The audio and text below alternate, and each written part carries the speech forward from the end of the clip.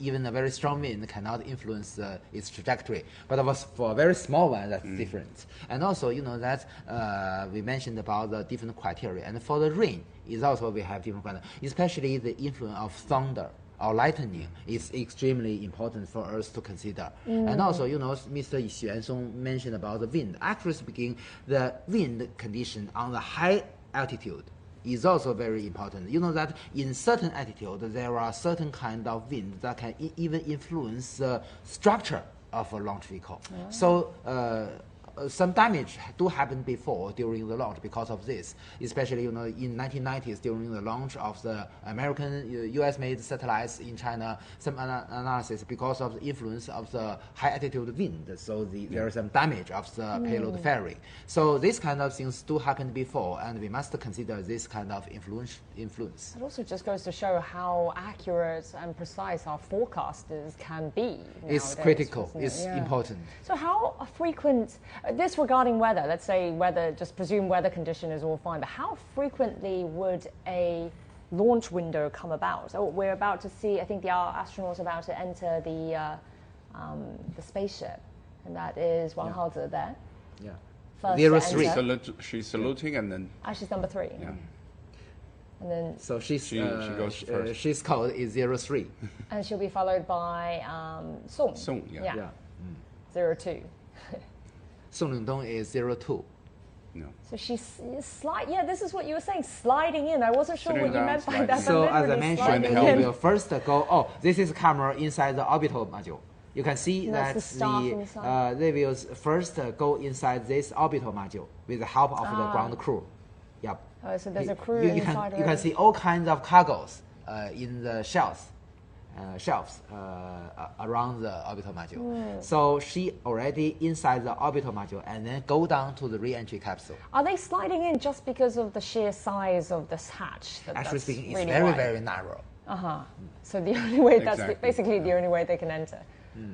Yes, that's the only way, yes. So there is a hatch between the orbital module and the re-entry capsule. And that's as far as the staff can go, right? The support staff. I mean, can they fit any more people into the orbital entry, the re-entry? Re-entry cannot fit anyone. Just the 3 astronauts.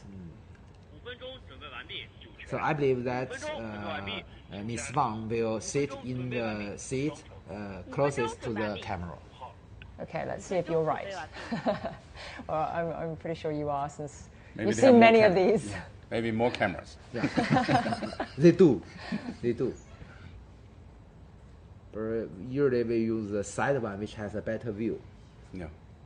I mean, this is a very long, drawn-out process. They're very careful with every step they tread in there. One thing interesting is to know that the seat themselves are designed for the astronaut individually, so that they can, experience maximum G's, gravities.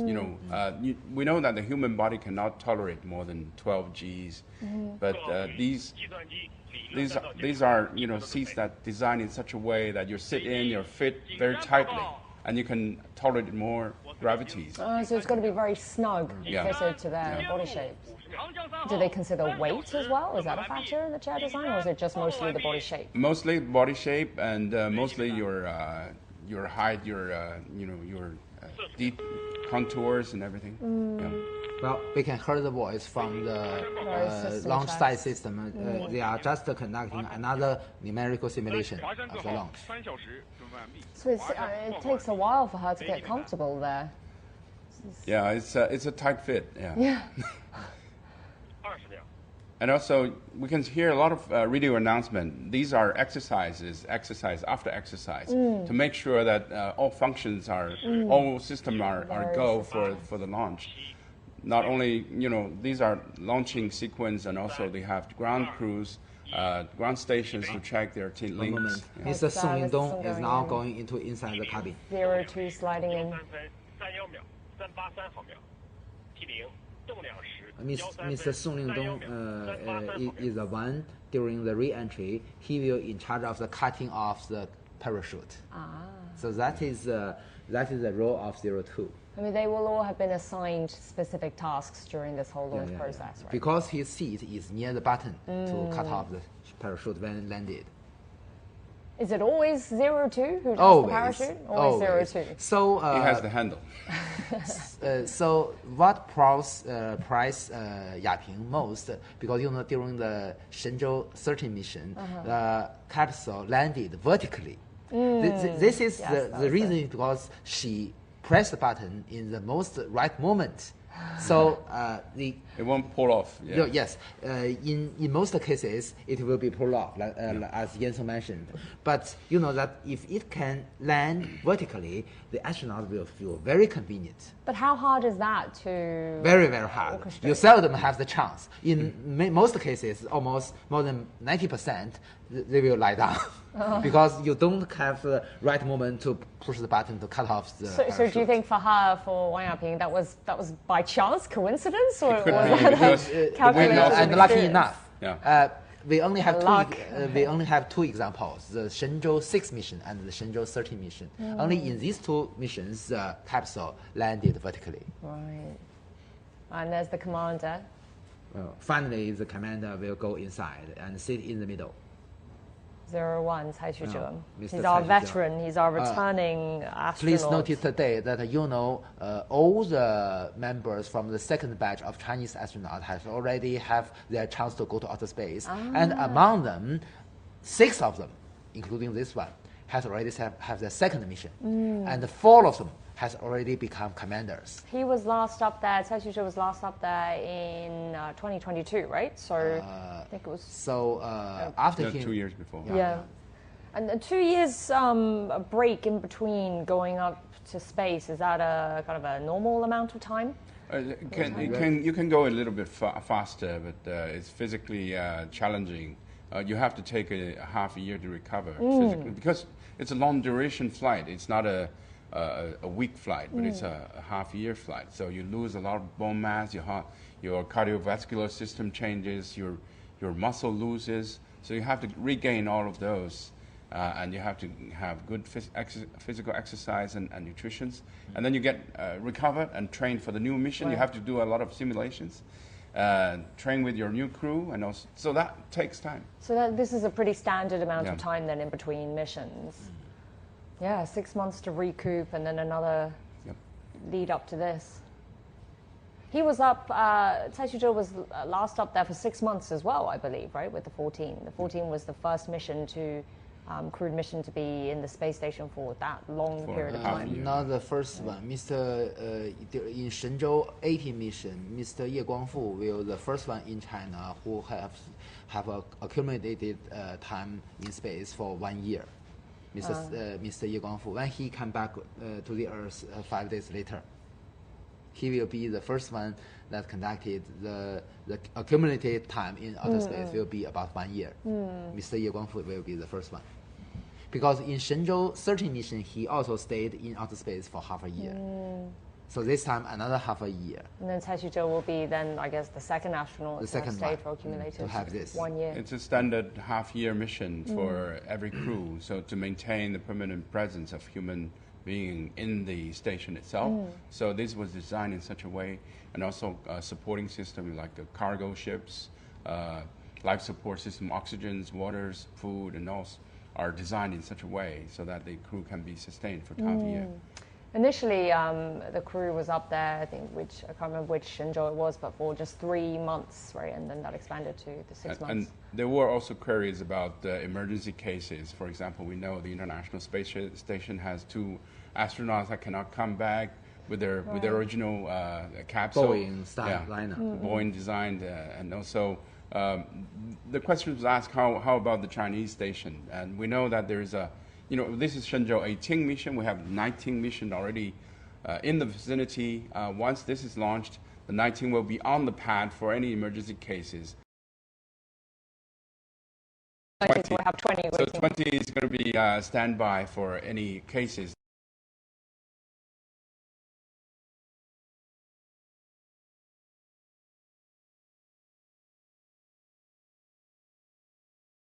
Top of the ground crew.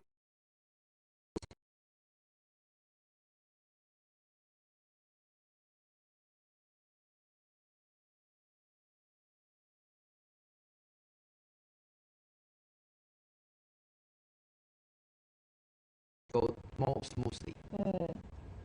And also, you know that usually the ground crew have two categories. One from the medical team usually belongs to the astronaut system, who are in charge of the monitoring the health condition of the astronaut. And also the other team belongs to the spacecraft system, because you know that all these modules belongs to the Shenzhou spaceship. So they also need to ensure that everything is okay, including, you know, that finally they need to close the hatch, close the front hatch of the re-entry capsule, and then close the side hatch of the orbital module, and then close the panel of the payload fairing. So with these measures, so at this moment, if they have something wrong, they can only escape based on the emergency escape system. So that is the reason why the top platform should be opened first. What are they passing around right now? That little clipboard. Well, you know, you may notice that they are still.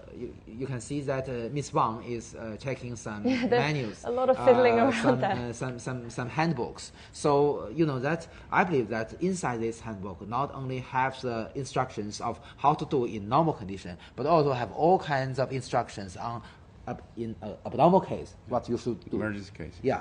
So they have to be familiar with all these kind of tasks, and also do all kinds of trainings before the launch. There's a checklist for them to go through. Exactly. And that's what they're looking at right now, isn't it? Well, let's check in with our reporters. So we do have the three taikonauts, Cai Xuzhe, Song Lingdong, and Wang Haoze, now in the capsule and making themselves comfortable there. And the spacecraft will be soon taking off from the Jiuquan satellite launch pad and bound for the Tiangong space station. So Sun Ye is at the Satellite Launch Center and Zheng Yibing is at the Beijing Aerospace Control Center. So let's check in with both of them. Hi, Sun Ye. So what do you have for us? How are the preparations there? What's the mood like? Hi there, Jiayang. So we are 1.5 kilometers away from the launch pad, and you can see the rocket is still wrapped in those blue rotation platforms. It's wrapped there. It's protected from the chill and from everything else. But really, the temperature isn't that big a problem, considering all the preparations they've been doing. When that rocket reveals itself in time, you'll find there are heating pads taped around the rocket. That's for an extra layer of warmth, and when it's launched, those heating packs will come off. We've just talked to experts in the rocket system, in the launch center system, and in the spaceship system, and all these experts say everything is proceeding according to plan, smoothly, and as they've always said and usually say, everything is normal and it's in good condition. But we do want to share a little bit of things that happened earlier. Now that the taikonauts are in the spaceship and they have traveled from that square of dream come true in that seeing off ceremony to the launch pad, earlier we also traveled in a minibus on that whole path. So I think you have seen the aerial shots, how this whole place is lit up and decked up, but we have seen what the taikonauts are seeing at their eye level, on the street level. One thing that's quite interesting are the road signs. Here, the road signs, the street names, they are quite meaningful and special. There is the road of technology, there is the street of aerospace, there is the street of peace, and on those street names, there are even more messages taped on there, including going to space is romantic, space exploration is limitless, let's go explore space together. So these are probably the last messages, the last words the taikonauts see before they enter into that launch tower and into the spaceship. And all of these words, like what they've been seeing throughout the day, are the best wishes from people here. Jiayang. Oh, that's definitely nice messages to see before they embark on this really important mission. Thank you so much, Sun Ye at the Jiuquan Launch Center. And now let's head over to Zheng Yibing, who's at the Beijing Aerospace Control Center, and that is the place which will oversee the launch. Yibing, what are you seeing there? What's happening? Well, yes, Jiuquan. The Jiuquan Satellite Launch Center now, the Shenzhou-19 crewed flight mission is in the launch sequence. But here in Beijing, the Chinese capital, the Aerospace Control Center, from the big screen behind me, you can see the multiple angles of the Shenzhou-19 crew, their status in the spacecraft and the Shenzhou-19. Well, this is a center which is what you call the Beijing Aerospace Control Center. Well, last time when we were here was for the Chang'e 6 lunar mission, and this time is for the Shenzhou-19 crewed flight mission. And this center is for the whole mission of the Shenzhou-19 mission, and it coordinates all systems from the launching center to the landing site, and also the measurement and control stations across the world, and as well as the China's Tiangong space station. So from here, we can not only hear the brief and short communication between the Beijing Aerospace Control Center and other centers and other stations, we can hear also the typical Beijing copy between them. So that is really impressive. And on the big screen behind me, we can see the status of the Shenzhou-19 crew. They have entered the Shenzhou-19 spacecraft while the 3 tachonauts are reading the handbook, the menu for this whole mission. And they look very firm and determined for the upcoming mission, and for the ignition and for the handover into space to meet with the Shenzhou-18 crew. And in the coming hours, we could also see the status of the Shenzhou-18 crew. The crew has been in space for half a year. They are making the final preparation to welcome the newcomers to the Tiangong space station, and they will hand over in the Tiangong space station for a couple of days. So that is a really impressive moments to come. So back to you, Jiuquan. Yes, we're looking at the very same images as well. Thank you so much, Yibing at the Beijing Space Control Center. We notice that all these 3 crew members are checking their handbooks, so they are very, but they are very confident, but still they are very careful to ensure that they are familiar with any step. That's actually a really similar scene to seeing them come back to Earth as well, right? They've got their little checklist. Yeah. But what would be different then on the launch checklist and the return checklist? Well, I think the launch checklist would be a shorter one, because it's more of a routine. It's it's not controlled by the crew, but they have to just to provide the information inside the capsule. But all the launching sequence is not part of the crew pressing the button, but it's someone on the ground in the control room press the firing of the rocket, and then there's it's less than 10 minutes you'll be out of atmosphere and out of the Earth. So is this more of a reassurance thing? I think they have gone through all the exercises many times, but they're quite serious, because this time it's for real. So they have to go through the process very carefully. And also, as Professor Yang mentioned, there's what we call a full-time safety protection. Outside the capsule, the astronauts can slide down to a bunker, and there's like a rubber tube for astronauts to go sliding down from the lift. And also inside the capsule now, the what we call escape tower is activated. So in case we're at the 2-hour countdown now. Sorry to interrupt you there. It's T-minus 2 hours and counting. Yeah. So 2 hours to go till launch. So in different countdown moments, we have the checking of the different critical systems, including the launch site systems, the rocket systems, the Shenzhou spacecraft systems, the TT&C systems, and also our Tiangong space station systems. Everything should be go ahead. So it's like a protocol they have already exercised many times. Once you call 2 hours preparations, then there is an activation of a number of actions. And including all the systems. Look. The first platform is now opened, as I mentioned. The very top platform. The very top one. And then it will be the very bottom you one, can see that the emergency escape tower, we can already have a direct eyesight with that.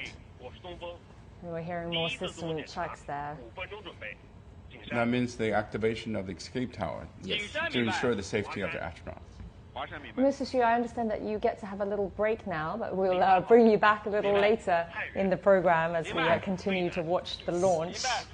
So when the emergency extractor ignited, so there will be no any obstacle because the first platform has already opened.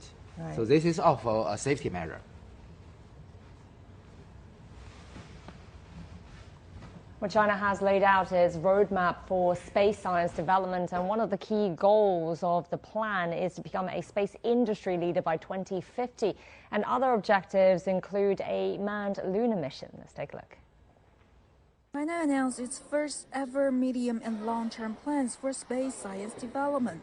A variety of key research areas have been listed and include exploring the origin and evolution of the universe, gravitational waves, the sun, the earth, the heliosphere for a panoramic view of sun-earth, the habitability of celestial bodies in the solar system and beyond, and search for extraterrestrial life, the laws of matter movement and life activities in space, and more.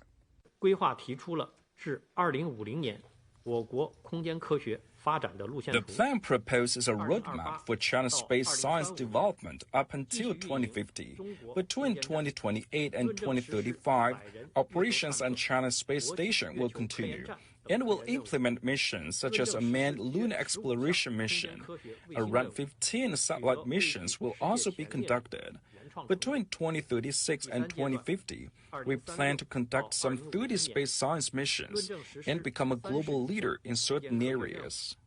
China's manned space program has revealed that Chinese taikonauts will travel to the moon by 2030. These lunar expeditions are expected to involve cutting-edge science experiments. Well, the Shenzhou-19 crew will be carrying out 86 space science research and technology experiments during their mission. A spokesperson of the China Manned Space Agency gave the details at a news conference. 载人航天工程自立项之初 Since the very beginning of the program, we have put a great importance on space science as a vital part of development strategy. Following the concept of building ships to build stations and build stations for utilization, we integrate the engineering and scientific objectives and promote them at the same time. Our program's space science and application missions are critical parts of the national strategy. We have actively participated in the making of the national medium and long-term plan, and will see it to be implemented. During the Shenzhou-19 flight, according to the plan section on biological and physical science in space, 86 space science and technology experiments will be carried out in the field of space life science, fundamental physics of microgravity, space material science, space medicine, new space technology, etc. For instance, structural analysis of protein crystals grown under microgravity conditions and non-equilibrium dynamics of soft matter. It's expected that a number of scientific achievements will be made in frontier research on fundamental theories, preparation of new materials, mechanisms of physiological effects of space radiation and weightlessness, submagnetic biological effects, and molecular mechanisms, etc. In addition, on the occasion of the second anniversary of CSS completion, we will publicly release the progress report on scientific research and application of China's space station to the society, introducing the representative results achieved since CSS entered the orbit. In the future, we will use the plan as a guide to further focus on key issues, strengthen the organic integration of scientific objectives and human spaceflight missions, and make greater contributions to the high-quality development of China's space science and space costs.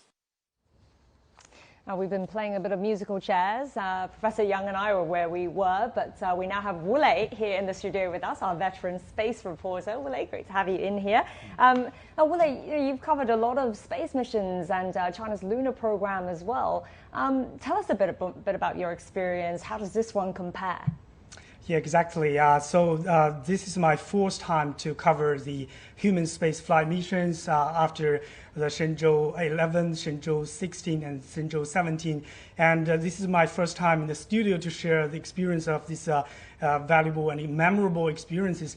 And I found that in recent years, for the human spaceflight missions, global space society have been paying a lot of attention on these missions. They want to know more about these technonauts and also the missions on board the China's Tiangong space station. So in recent years, whenever we go to these kind of international space meetings, conferences, and also the exhibitions, the global space experts want to understand the latest development of China's Tiangong space station, the experiments to be conducted on that, and also China's lunar and Mars explorations. So here, this time for the Shenzhou-19 crew, a lot of attention also being attached. So they will be following carefully about this spacewalks and also a kind of experiments.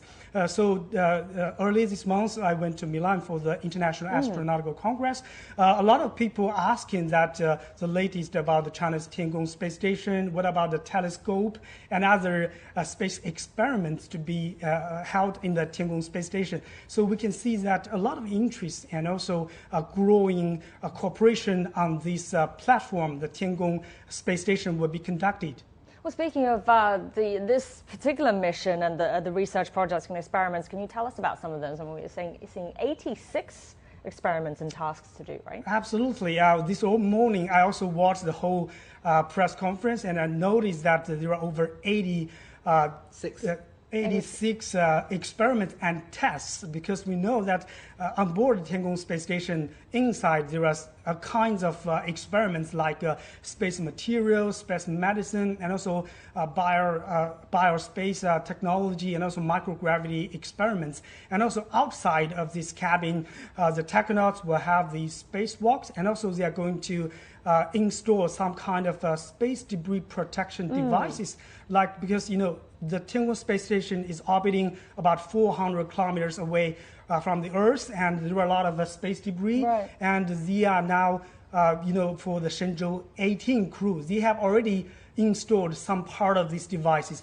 and Shenzhou-19 crew will continue to install this kind of space debris protection devices. And also they will conduct several times of spacewalks to continue to conduct the experiments outside of the cabin. Because of the microgravity environment, the radiation, and other, there are a lot of experiments that to be put outside of the cabin. And also this time, I heard from my colleagues Sun Ye and Chen Yiling, they have talked to a lot of scientists and also engineers from the Chinese Academy of Sciences. They have brought many kinds of new experiments to the Tiangong space station, because we know every time each crew will conduct different types of experiments. And this time, one experiment that really impressed me most is that they even brought some space flight in the flies, fruit flies. Living flies. Yeah, little fruit flies to the Tiangong space station. They want to observe how they grow and how they mutate in that kind of microgravity environment. Is that the first time they're bringing living animals into space? No. Last time they even brought some fish. Oh. Yeah. Zebrafish. Zebrafish in the Tiangong space station. And we believe that in the next few years, more plants, more animals, more maybe mammals. Yeah, will be brought to the Tiangong space station. Don't forget that Cai Xuzhe, when he was in his last mission, he even grew a lot of plants, vegetables, and he ate it. Yeah, he ate it, and he said that it tastes very good. So we can expect that they will have more interesting kind of tests and experiments in the Tiangong space station. I mean, they're certainly interesting for the scientific field of research and understanding, but Professor Yang, why do these experiments also matter to us here on Earth? How do they apply to our life? Well, that I am a technician in space field, you know well about that, but for me, I always recognize it is my duty to be a bridge between the public and our professional field. You see, the manned space activity need a lot of money, need a very long period, and usually the investment is very huge. But we should be very aware that most of the benefit, most of the returns from this manned space program are indirective. In most circumstances, you need a very long period for the transfer or transplanting of the technology derived from these kind of human space activities. So the public should be patient, and the public should understand this feature. there are many other examples. You know that from the Apollo program conducted in 1990s and 1970s, the United States benefit from it in all areas. And it's actually speaking, although the program is politics driven, but they do have sufficient return from this program. Today, the space capable nations, including with China, paid more about the efficiency. So we hope that we can do more things with limited budget, but still with the scientific research experiments conducted in outer space, sooner or later it can benefit our daily life. So, but it's a little bit complicated to describe the relationship between a certain experiment and a certain technology and a certain application in daily life. So for everyone, usually or in most cases, it's hard to explain. Right. But it's have very good examples. For instance, we always see that there are the diapers used for babysitters get from the urine collection device just today. I believe they must bear that. But for common people, it is a simplified version, right. or more cheaper. And also, you can see that the non-stick frying pan is developed because we have new material. And this kind of, as Willie have already mentioned, the studying on new material is one important field.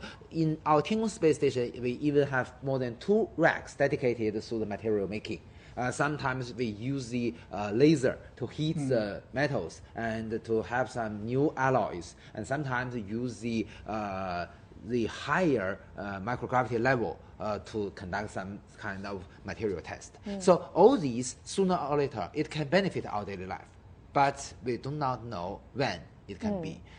We only be sure it can be. So we're looking at images now of the launch tower, and the astronauts are sitting comfortably, snugly in their seats. But you see on the launch. video camera, you can see the white one is the top of the emergency escape tower. Right. So it's already to the open space. That means that when the emergency escape system is activated, it can save the lives of the astronauts when something dangerous happens. For instance, during history, they do not have some malfunction or explosion of the carrier rocket. But at this moment, I believe that Mr. Gitov from the former Soviet Union, his life was saved because of the emergency escape system activated. And just now, I believe that just inside the International Space Station, the commander of the new crew, Mr. Haig, Nick Haig, he has experienced an emergency escape during the Soyuz MS-10 mission because during the separation of the boosters with the core stage, there is a collision, and the malfunction detection system judged that it is dangerous, and then the escape system activated. So Mr. Nick Haig is the one just experienced these kind of things. So, I mean, these spaceships, they're constantly being updated with the latest technology, right? So what's different about this particular one compared to its predecessors, to both of you? Well, you know, that's, we call this Long March 2F a human-rated launch vehicle, or the only human-rated launch vehicle now in China, which means that to concern about the reliability and the safety is much higher than other launch vehicles used currently in China. Because, you know, for human missions with crew inside, we must ensure its safety. Based on the original design, different from its predecessors, the Long March 2E, although the Long March 2F have a similar configuration with the Long March 2E, but it has a new malfunction detection system. So the reliability of the Long March 2F is much higher than Long March 2E. Originally, the flight reliability is about 0.97 or 97%. It can ensure the safety. But still, you know, that this is not safe enough for astronauts. 97% means that for every 100 launch, maybe in 3 times we put the astronauts in danger. So this is not safe enough. So that is the reason we add another emergency escape system. So that is a very remarkable feature of the Long March 2F because it's a very sharp tower. So with this emergency escape system, we can increase the safety of the astronauts from the 1.97 to 1.997, which means that with every 1,000 launch, we only have in 3 cases the lives of the astronauts may be threatened. So this is already acceptable. But today, you know that with the launch of so many Shenzhou spaceships, the reliability, I don't know the exact figure, but the reliability and also the safety for the astronaut is also increased. Yeah. So today, with more and more practice, the Long March 2F and the combination with the Shenzhou spacecraft is already become a very, very experienced and very reliable crew transportation system for our Tiangong space station. Don't forget, China is also developing the new generation manned rocket, the Long March 10, and also new rocket, new spacecraft for the manned lunar missions before 2030. So the scientists already developed that prototype, and that I think in the next few years they will conduct the tests and also the launch before around 2028, before it can be used to launch the Tachanauts to, on the moon. So that will be the second human-rated launch vehicle of China. And it is based on the 5-meter diameter core stage. So it's much bigger than our Long March 12 because the core stage diameter is 3.35 meters. So with the technology we get based on the Long March 5 series, we can have the experience to make the Long March 10 launch vehicle within 2 years. As Mr. Woolley has already mentioned, maybe the maiden flight will be conducted in 2027 or 2028. All right, well, let's get back to this current spacecraft that's carrying the Shenzhou-19, and let's hear a little bit more about the system, and our reporter Chen Yingling spoke to a researcher. The Shenzhou-19 is the 4th manned spacecraft for a mission to China's space station in its use and development stage. Its structure consists of 3 modules, similar to the previous Shenzhou spacecrafts. The Shenzhou manned spacecraft is mainly composed of 3 sections, namely the orbital module, the re-entry module, and the propellant module. The orbital module is mainly the work and living area for the taikonauts after entering orbit and is equipped with sensors for rendezvous and docking with the Tiangong space station. The re-entry module can be seen as a cockpit. The propellant module is equipped with solar panels and engines, mainly to provide power. The main upgrade of the Shenzhou-19 spacecraft is its loading capacity, which allows room for more cargo and a more spacious environment for the taikonauts. We have optimized the orbital module product and layout of the spacecraft. Our research and development team have conducted a lot of tests and experiments in order to fully verify its transport capability. This year also marks a momentous occasion, the 25th anniversary of the maiden flight of China's Shenzhou spacecraft, the Shenzhou-1. From that historic moment to ambitious missions of today, generations of engineers have put their hearts and unwavering belief into this journey. What we frequently say is that manned space flights are a matter of life and death. During the entire development process, we always kept this in mind. We display our rigorous, cautious, meticulous and practical work style to ensure that the entire work is foolproof. The Shenzhou-19 spaceship has much lined up after taking off. The spaceship will dock with the China space station from the front port of the core module. The assembly already has the Shenzhou-18 spaceship attached. The Shenzhou-20 spacecraft is also standing by at the Jiuquan Satellite Launch Center for emergency rescue. Chen Yingling, CGTN from Jiuquan Satellite Launch Center. Now, at the recently concluded International Astronautical Congress in Milan, Woolley spoke with Marco Antonio Chamon, the president of the Brazilian Space Agency, and he talked about the potential of future cooperation between the two countries. President Marco Chamon, great to be with you here in Milan. What are some of the latest trends that you have seen and being impressed with during this event? Very impressed here is the blossoming of the industry in the space, the private industry space, the private business we have here.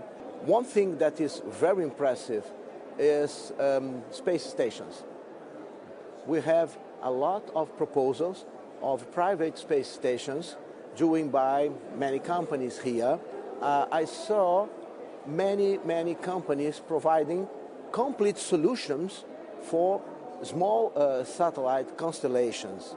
In fact, a real revolution in space. China and Brazil have collaborated in the space sector for over 35 years, with 6 China-Brazil Earth resource satellites being launched.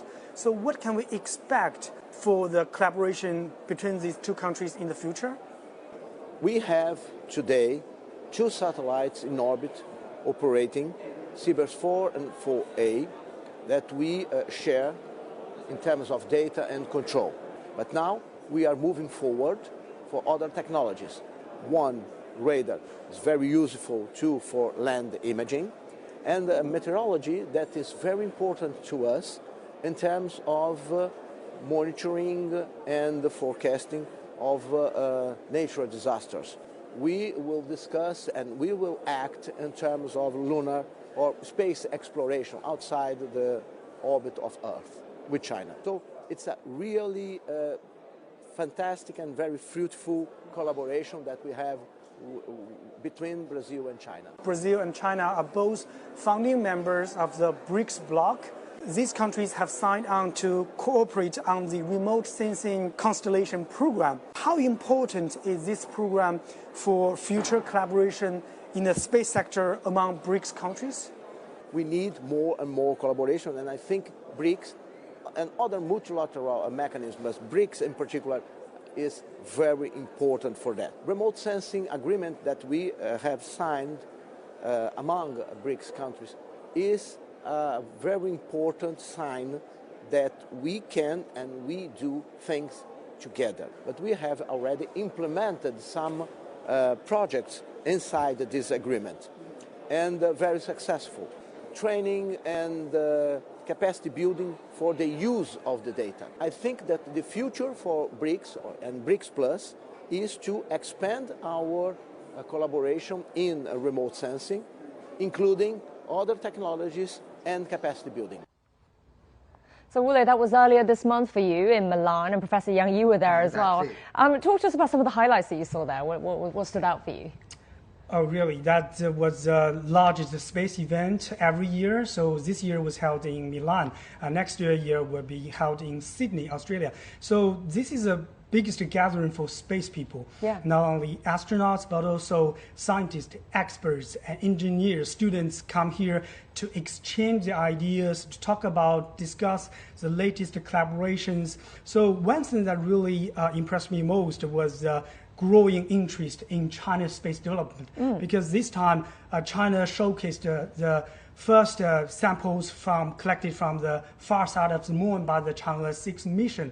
And every day, I can say that hundreds of thousands of people come to the China booth, space booth, and to see how it looks. And also many people inquire how can they borrow some or have some samples from these Chang'e 6 mission, because now China has already opened that to the whole world. The global scientists, space organizations can apply to borrow the samples from this very precious cargo from the Chang'e 5 and Chang'e 6 missions. And the other thing is that China also presented the latest development. It's a commercial space sector. Many rockets and also satellites and also other segment products in the space sector have been presented in the booth. And also I visited the NASA booth and also ESA booth and also India space booth. I can see that many countries around the world are now investing more in the space sector. Because nowadays you can see that with a lot of attention on the lunar missions and also on Mars and other deep space exploration missions, a growing number of countries like Brazil, like India, and also other developing countries are investing more in the space sector. They want to take the advantage of a space exploration to develop their own space sector. And China has a space station now orbiting there, and also China proposed to build an international lunar research station. Over 15 countries and regions have already signed in. So a lot of countries want to collaborate with China on this lunar and also deep space missions. So in the future, we can see more collaboration will be expected in this area. And also for the astronaut side, many countries want to send the astronauts to China Space Station. A lot of countries have already applied, and we are being told by the China Manned Space Agency, in the future, foreign astronauts will come to China for the training, and they will be sent to China Space Station. They will work alongside with Chinese astronauts, scientists, engineers together to operate and do the space experiments. And last but not least, and I can feel that a growing number of commercial space applications have been provided in this exhibition. Many companies, private companies, they are offering a kind of commercial space application, or also private space station. A lot of private companies, they are offering a full set of a private space station, and also space travel, space tourism, and also space application.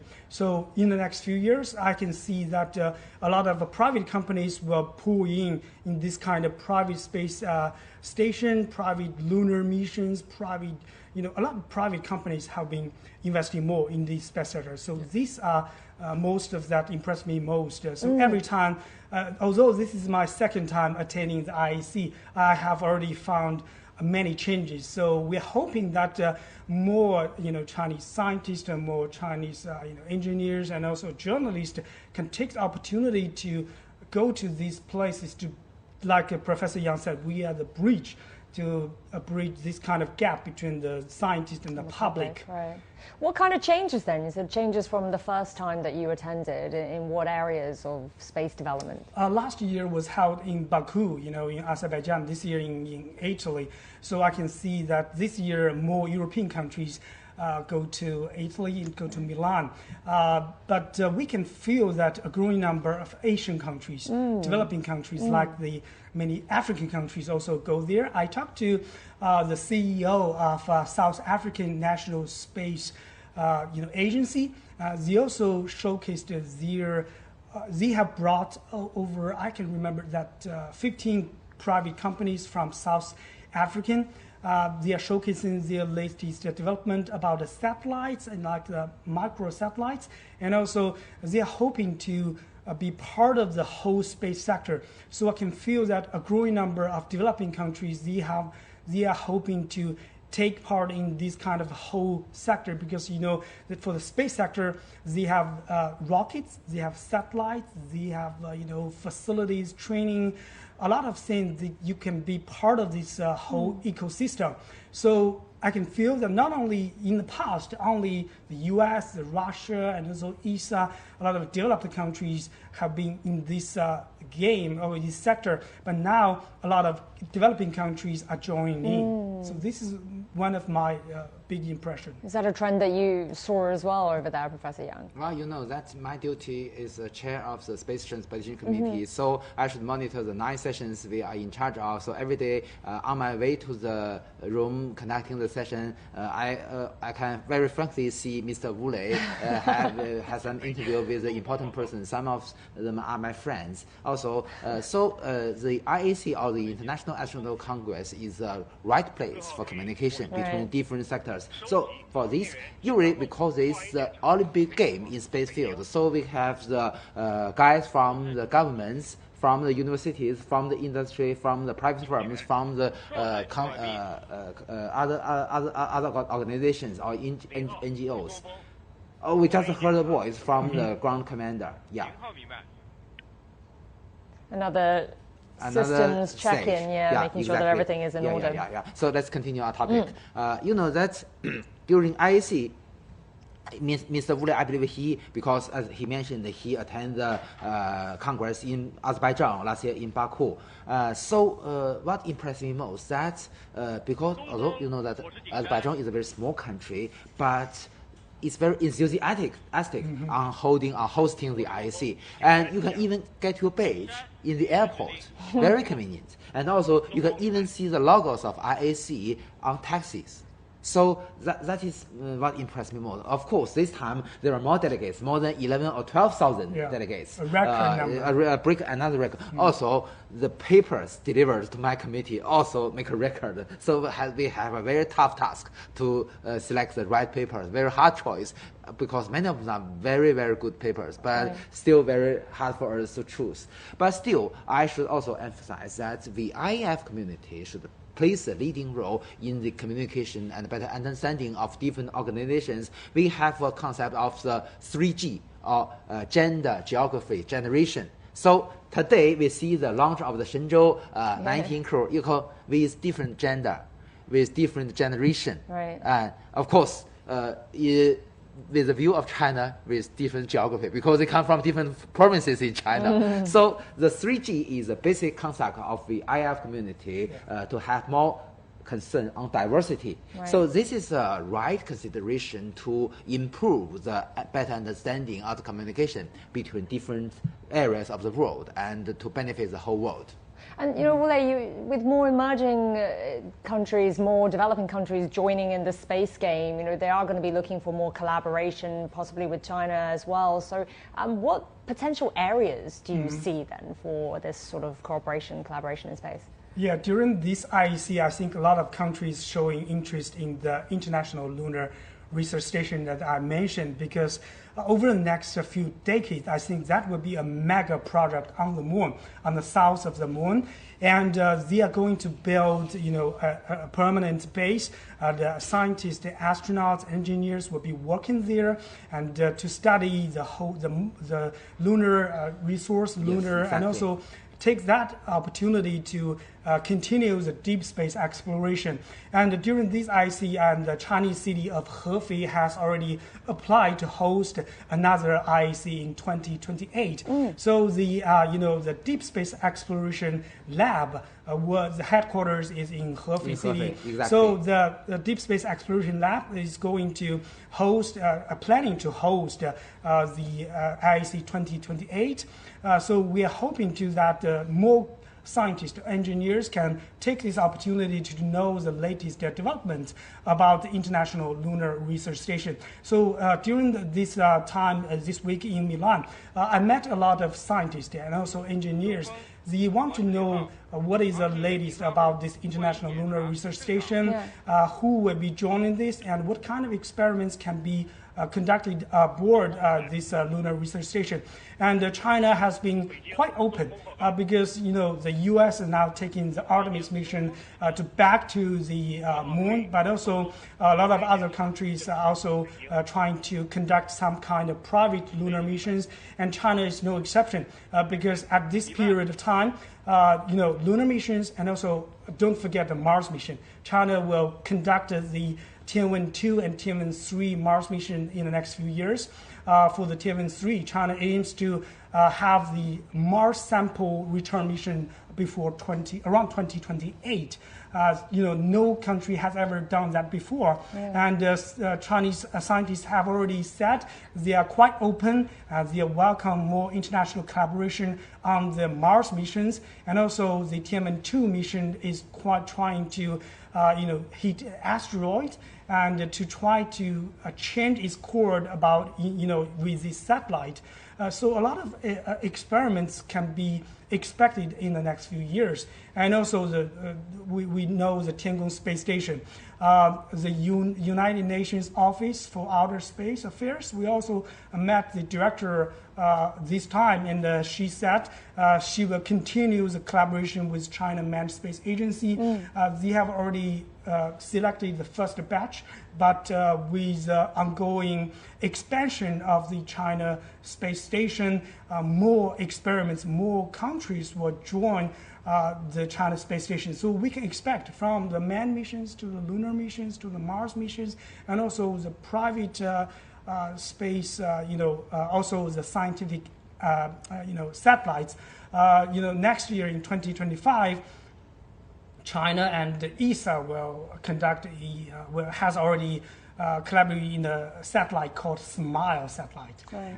It's already being assembled and on the way to Europe. That satellite was the latest collaboration between China and ESA, it will be launched in Europe, in France. And also, so we can expect this year we talked about the China-France collaboration of Swarm satellite, very long collaboration between China and France.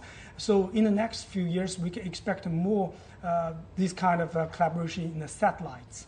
So I think can see from different levels of collaboration, from satellites to joint missions, joint trainings, and also lunar Mars missions. So we as journalists, we are quite excited to see this kind of missions, joint missions, especially when the foreign astronauts come to China. If we have the opportunity, we are very excited to record every training and every mission about working together. We're hoping that the foreign astronaut and working together with Chinese astronaut aboard the Tiangong space station. I think we will see that day coming very soon. It's definitely so many developments to be watching out for. Watch this space, shall we say? Exactly. Thank you so much for coming in and sharing your experiences and insights. Thank you for having me. Yeah, it's great having you here. And we'll be sure to talk more about the cooperation later in the program. Over the decades, China's aerospace industry has grown from weak to strong and has achieved various achievements in space science, technology, and application. And generations of visionary scientists and engineers committed to the space industry have made their contributions to China's development and human space exploration. Good morning. Communication. Navigation. Weather monitoring. Winds over the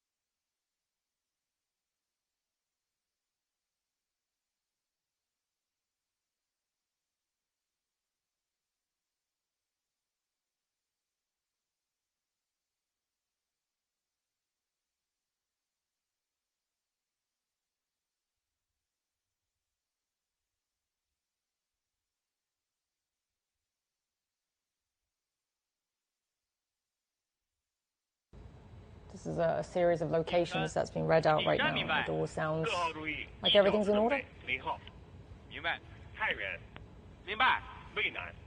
Yeah, this is the checking of the communications in between the ground stations. That is going to be keeping tracking and data collections throughout the process. So we know that the rocket is going to fly along this trajectory. Underneath those are the stations that can check them from horizon to horizon. So all the way, what we call overpassing your head. So all the process, all the complete process of the launching will be monitored. So because it's human-rated launching campaign, so we need to be very careful in collecting all the data along the track of the launching. Well, let's go to our reporters. We have Sun Ye, who's at the Jiuquan Satellite Launch Center, and we have Zheng Yibing, who's at the Beijing Aerospace Control Center. Hi, guys, once again. Sun Ye, so what's happening over there now? Tell us what you're seeing from the angle you're standing at. We can see the launch tower right behind you.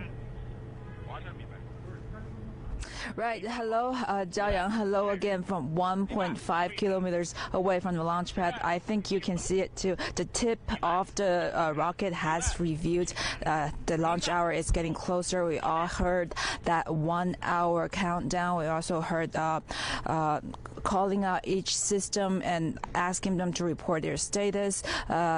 Many of them have said normal, and we also, in between that hour, we talked before, we talked to experts with the launch center system, with the spaceship system, with the rocket system, and their updates also have been unanimous. Things have been going according to plan, and things are going as smoothly as it can be. Now, the Shenzhou mission, it has become quite a regular mission, twice every year, once in spring, the other time, like now, in fall or autumn. But even if it's a regular mission now, we still see people here trying to better the entire process. Now, the experts from the Jiuquan Satellite Launch Center say they've been trying to optimize the entire launch cycle and the test process. They've been doing so by making the whole process smarter and more automatic. They say their aim is to keep everything going perfect, but also make it more efficient. They've told us in the last few days that they have been working to make the launch towers work more, that they had a higher frequency of use, and they're also shortening the recovery time after each launch, and that really makes sense. Earlier, I think you talked about this year marks the 25th year since Shenzhou-19 launched. In 1999, the launch frequency is nowhere it is right now. In fact, the first 100 launches for this launch center was achieved in 48 years, but the next 100 launches at this launch center was achieved in just 5 years, between 2018 to 2023, and that really speaks to how fast China's space industry is developing and its need for more launches. Now, the launch center also said that this place has great terrain and weather.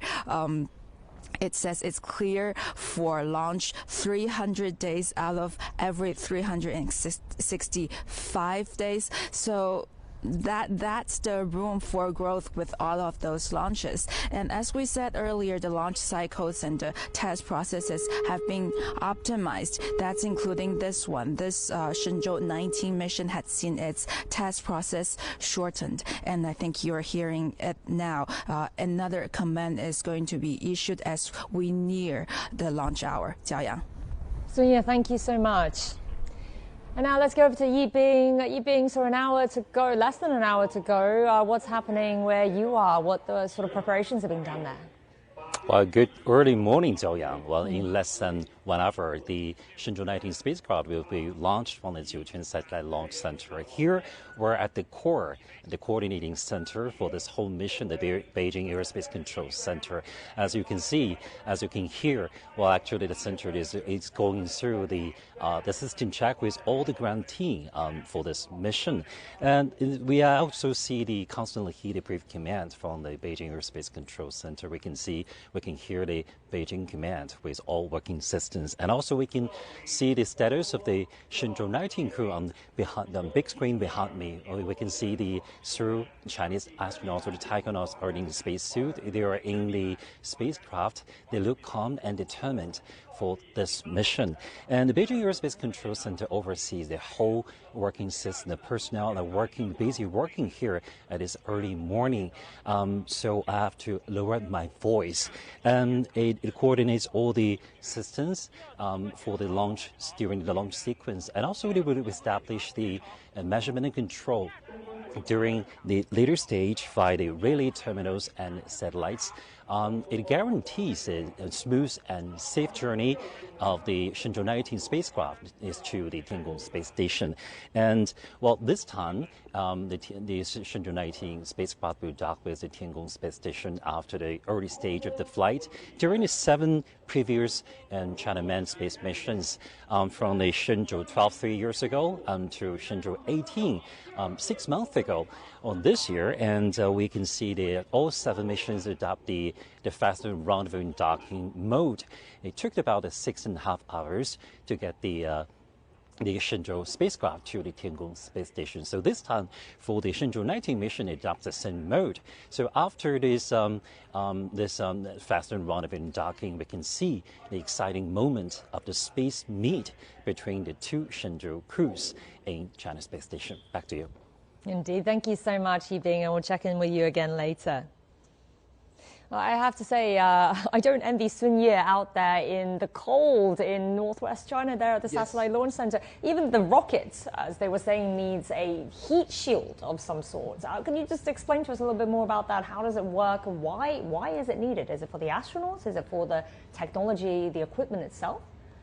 Actually speaking, our launch complex, the design is very advanced, although it made many years before. You know that, as I mentioned, the launch complex has the service tower, while the service tower have 4 rotational platforms. So just before the launch, before the countdown, maybe 2 hours before, we can form a closed envelope for the whole launch vehicle. So it has air conditioners inside, so it can keep a very comfortable temperature for the launch vehicle and for the Shenzhou spacecraft. Moreover, you know that also we have air conditioning and ventilation system inside the payload ferry. So that's the reason we can have a right temperature. Moreover, as we've already discussed, actually speaking, from the view of necessity, you know that the Long March 2F rocket uses a hypergolic propulsion system, which means that its fuel and the oxidizer, the propellant, work in room temperature.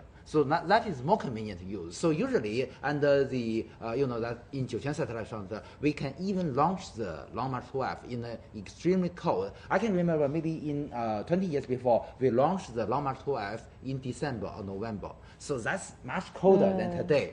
So even in that extremely cold weather, we can launch Long March 2F. So that do not have any problem today. So at least above 0 today. So then why does the 19 have this specially designed first ever heat shield? Well, you see that for every mission, to my understanding, you know that every time we have the very special experiments. For instance, during the previous some Tianzhou cargo ship missions, and also during our previous Shenzhou missions, we have some biological experiments. And the samples is very interesting. Must be made just maybe 1 or 2 hours before the launch, and then brought into the cabin. So this is a very good example of the special requirement to the launch vehicle and to the spacecraft itself. And you see temperature inside the spacecraft, is that why? Not only temperature, massive? You know that they are living things, as Yansu already mentioned. So, for instance, some cells to check the certain biological study, they must be made just before the launch, several hours. And today with the refrigerator on board our Tianzhou spacecraft and maybe also on our Shenzhou spacecraft, we can have a lower temperature for some samples. So this means that we have more advanced measures to have more complicated experiments. So maybe this is one of the reasons. But of course, for any sample, you may still remember that during the live coverage of CGTN on the return of the on the Chang'e 5 mission, we also have similar measures on the re-entry capsule to keep it warm. Yeah. So exactly. So of course, from the view of our designers and also those made these products, they always recognize this as their own kids. Okay. So this is the reason, I believe, part of the reason. Almost like just testing out new gear and technology. Even some of the Russian capsules, in outer space, they have their coatings. It's like a warm jacket out in outer space because, the extreme temperature difference between the shadow and the solar side of the vehicles can be radical, can be 200 or 300 degrees different. So heat exchange and also thermal protections are very important, especially for manned missions with biological organs on board. So I think, once you see the rocket on the pad, you see that there's ventilation and power system still going on into the launch vehicle itself. With -2 and -1 hour launching preparations, we can see a sequence of unlocking of the rocket itself. It's fully fueled, but there are some keys that needs to be removed. It's just like an airplane. You have to remove them before you fly them. So those are locks. You have to unlock the rocket before you ignite them. So these are part of the sequence that we're doing. We can also see some umbilical cords that going into the rocket. What will be connected through those cords? Those are, first is the power, right. And second is the communications. And these are connected to the launch vehicle because the launch vehicle batteries are limited and has to be reserved. We see that the indication of a successful launch is the deployment of the solar array. So later on we're going to see that once the solar array is deployed, we have power on board, and then the launching is a success. So before that, we used the ground support system in communications, in power supplies, even in air conditions for the astronauts. So all of these are going to use the ground until the last minute. We preserve the battery. Preserve the battery, preserve the power on board, so that they can be used in outer space. What Yan-Song has already mentioned, the transfer of the power supply is a very critical milestone for the launch sequence. You know that, as Yan-Song has mentioned, we use both on the launch vehicles and also on the Shenzhou spacecraft. We use the storage batteries, sometimes zinc silver batteries, some lithium batteries to store the electricity. But you know that the capacity is limited, so we hope that we can remain more to the orbit, so it can increase the reliability and ensure the safety of the mission. So for most testing, we conducted that utilize the power supply on the ground. With the cables connected to the launch vehicle and the spacecraft as well. So you can see that at the moment, you can still see that the 4 platforms, only the top ones are still closed, and now we are open another one. The very but bottom even one, after all these 4 platforms are opened, still we can see some very small arms connected to the launch vehicle. On these arms, we have the cables, we have the pipes connected to the launch vehicle, and they can not only provide the electricity, but they can also provide some gas, liquid, to the launch vehicle. So this is a very important facility on our launch complex, and usually before the launch, before the rollout of the launch vehicle from the VAB to the launch pad, usually we will also have conducting some tests to ensure all these facilities goes well. So this is very important to ensure the successful launch. So that is the reason when I say that the launch itself is not only the business of the launch vehicle itself. The launch site system also plays a very, very important role. And moreover, to have all these data, you can ensure and or you judge the whether it is correct or not. You need the TT and C system, and you need the data handling system. So all these systems are very, very critical for the launch itself. It is also very interesting that, before the launch, we must ensure that in the dropping area of the substages, in the drop area of the boosters, we must ensure it's already safe enough. do not have residents How inside. accurate can that be? How accurate? It cannot be 100% accurate. So there is a theoretical landing point, but usually surround this landing point, we have a dropping area because we have errors and also the influence of wind. It's all calculated on the trajectory of the spacecraft. Maybe several hundred. Basically at village level, yeah. So just before, so that is the reason why it costs more money if you launch this inland. So if you launch the launch vehicle on the seashore, the dropping area will be located in the sea. It's much simpler. But do they still need to retrieve all the parts from the ocean? Is there an obligation to do this? They just make sure that the residents are safe. You know, a normal practice is to collect all the villagers, go to a movie. Oh, yeah, exactly. Collect the people. Yeah, collect the people and move them to safe areas to, let them enjoy a movie, and then the drop zone is done, and they can return to their home. If there are damages, we compensate. Yes, but there's no requirement in terms of safety or security issues to retrieve these parts that have been No, jettisoned. it's not mandatory. It's not. Okay. Sometimes it drops in a very remote areas. So basically, it's designed in such a way. So that's why Hainan, because the drop zones are in the ocean. Right. So we don't have to recover from the ocean. But we do have, new generations of rockets that can recover back to Earth. It's like SpaceX, they launch and they recover the engine, and so that they can quickly reuse them again. So these what we call reusable launch vehicles instead of expendable. Traditionally, we call these are expendable launch vehicles. Right. You launch them once and you abandon them. But new technologies are coming. Commercial companies are picking up these technologies that they want to recover the first and second stage of the launch vehicle so that it can be reused again and cut the cost of the launching. Would these reusable parts be more viable financially too? Yeah. I imagine the cost of making something like this would also be pretty big, and the retrieval. Normally, it's calculated by the kilos per orbit. 1 kilo is roughly $10,000 for 1 kilo payloads on board. So let's look at the screen. You can see that, as I mentioned, the platform, the rotational platform on the bottom, or the fourth one, has already opened. We can now see the 4 boosters.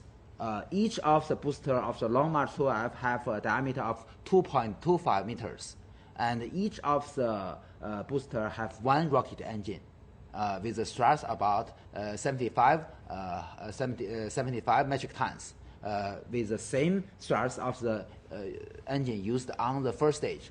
In the core stage of the first core stage, we have 4 engines, each with a thrust of 75 metric tons. So the total liftoff thrust of the launch vehicle is 600 metric tons. So that is liftoff thrust of this launch vehicle. We're hearing again the ground stations checking in.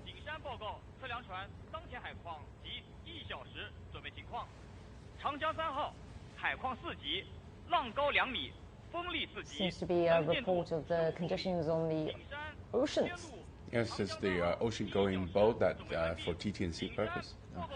What the voice mentioned, the Changjiang 3号 is the name of the Yuanwang 3 space tracking ship. So it's now in the Pacific Ocean, and based on the report, there do have some tide, about 2 meters high. Yeah. So that's the tide also influence the stability of the ship. So it will influence the tracking functions of the antennas. So this is also very critical. So that is the reason why we need to have this kind of report. So eventually, once this spaceship, once it lifts off and it starts jettisoning off all its parts, right, all will be left would be the part that's at the very top of the tower that we can see now? Like all the rest will just be... Not even the top of the tower, because the top of the tower is going to be escape tower. And the escape tower is going to be abandoned again. So it's going to be... first is the drop of the strap-on boosters or side boosters, and then the escape tower. Escape tower. And then the strap-on boosters, and then the fairing, and then the first stage and the second stage. And eventually just... And eventually just the service module and the capsule. The orbital module. Okay, sorry. T-minus 40 minutes and counting. So in different stages, we have different checking sequences. So what happens at 40 minutes? Well, T-minus 40 T-minus minutes. 40 minutes, I believe that many critical trainings of the Shenzhou spacecraft and the launch vehicle has already been successfully conducted. And you can see at this moment, we are continuing. I believe that's another rotational platform is now opening. So we can see more and more of the fuselage of the Long March 12. The Long March 12, as I mentioned, is only one human-rated launch vehicle in China.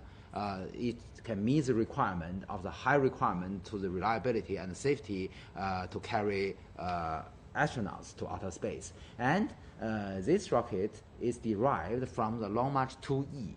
Long March 2E is the first launch vehicle in China that use strap-on boosters, the side boosters.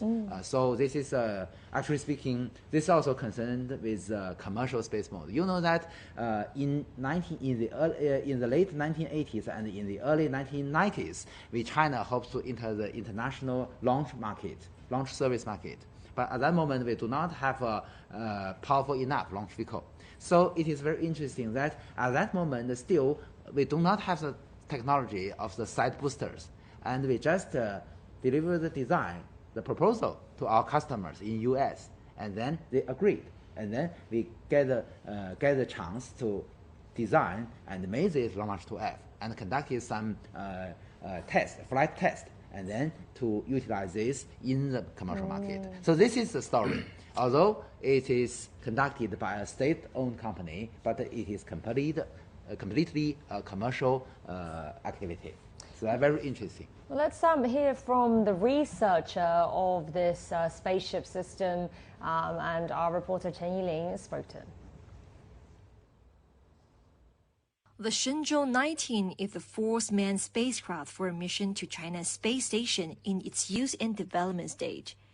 Its structure consists of 3 modules, similar to the previous Shenzhou spacecrafts. The Shenzhou manned spacecraft is mainly composed of 3 sections, namely the orbital module, the re-entry module, and the propellant module. The orbital module is mainly the work and living area for the taikonauts after entering orbit and is equipped with sensors for rendezvous and docking with the Tiangong space station. The re-entry model can be seen as a cockpit. The propellant module is equipped with solar panels and engines, mainly to provide power. The main upgrade of the Shenzhou-19 spacecraft is its loading capacity, which allows room for more cargo and a more spacious environment for the taikonauts. We have optimized the orbital module product and layout of the spacecraft. Our research and development team have conducted a lot of tests and experiments in order to fully verify its transport capability. This year also marks a momentous occasion, the 25th anniversary of the maiden flight of China's Shenzhou spacecraft, the Shenzhou-1. From that historic moment to ambitious missions of today, generations of engineers have put their hearts and unwavering belief into this journey. What we frequently say is that manned space flights are a matter of life and death. During the entire development process, we always kept this in mind. We display our rigorous, cautious, meticulous and practical work style to ensure that the entire work is foolproof. The Shenzhou-19 spaceship has much lined up after taking off. The spaceship will dock with the China space station from the front port of the core module. The assembly already has the Shenzhou-18 spaceship attached. The Shenzhou-20 spacecraft is also standing by at the Jiuquan Satellite Launch Center for emergency rescue. Qingling, CGTN from Jiuquan Satellite Launch Center. So the Long March 2F rocket that's lifting the Shenzhou-19 crew is China's only manned carrier rocket. It has now been 25 years since the model's first flight. Here's Sun Ye with more. For the Shenzhou-19 mission launch, the final leg of the journey for its spacecraft and carrier rocket combination starts from here at the iconic assembly tower here at the Jiuquan Satellite Launch Center. The transport to the launch pad process has the rocket and spacecraft combination moving upright all alone. In China, this way of transporting upright or vertical has started with the Long March 2F rocket. The three vertical mode refers to vertical assembly, vertical transport, and vertical launch. The Long March 2F rocket is China's first three vertical mode rocket. Subsequent rockets such as the Long March 5 and Long March 7, which are currently in service, as well as the future next generation manned rocket, all use this three vertical mode. Ever since the rollout process, the Long March 2F rocket responsible for the Shenzhou-19 mission has stood tall and straight. Its uprightness gets further fine-tuned after propellant loading.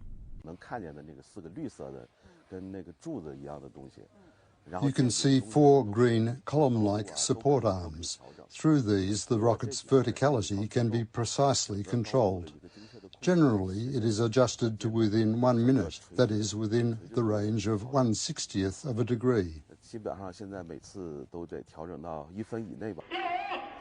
25 years ago, in 1999, it was a Long March 2F rocket that sent China's first experimental spaceship, the Shenzhou-19, into space.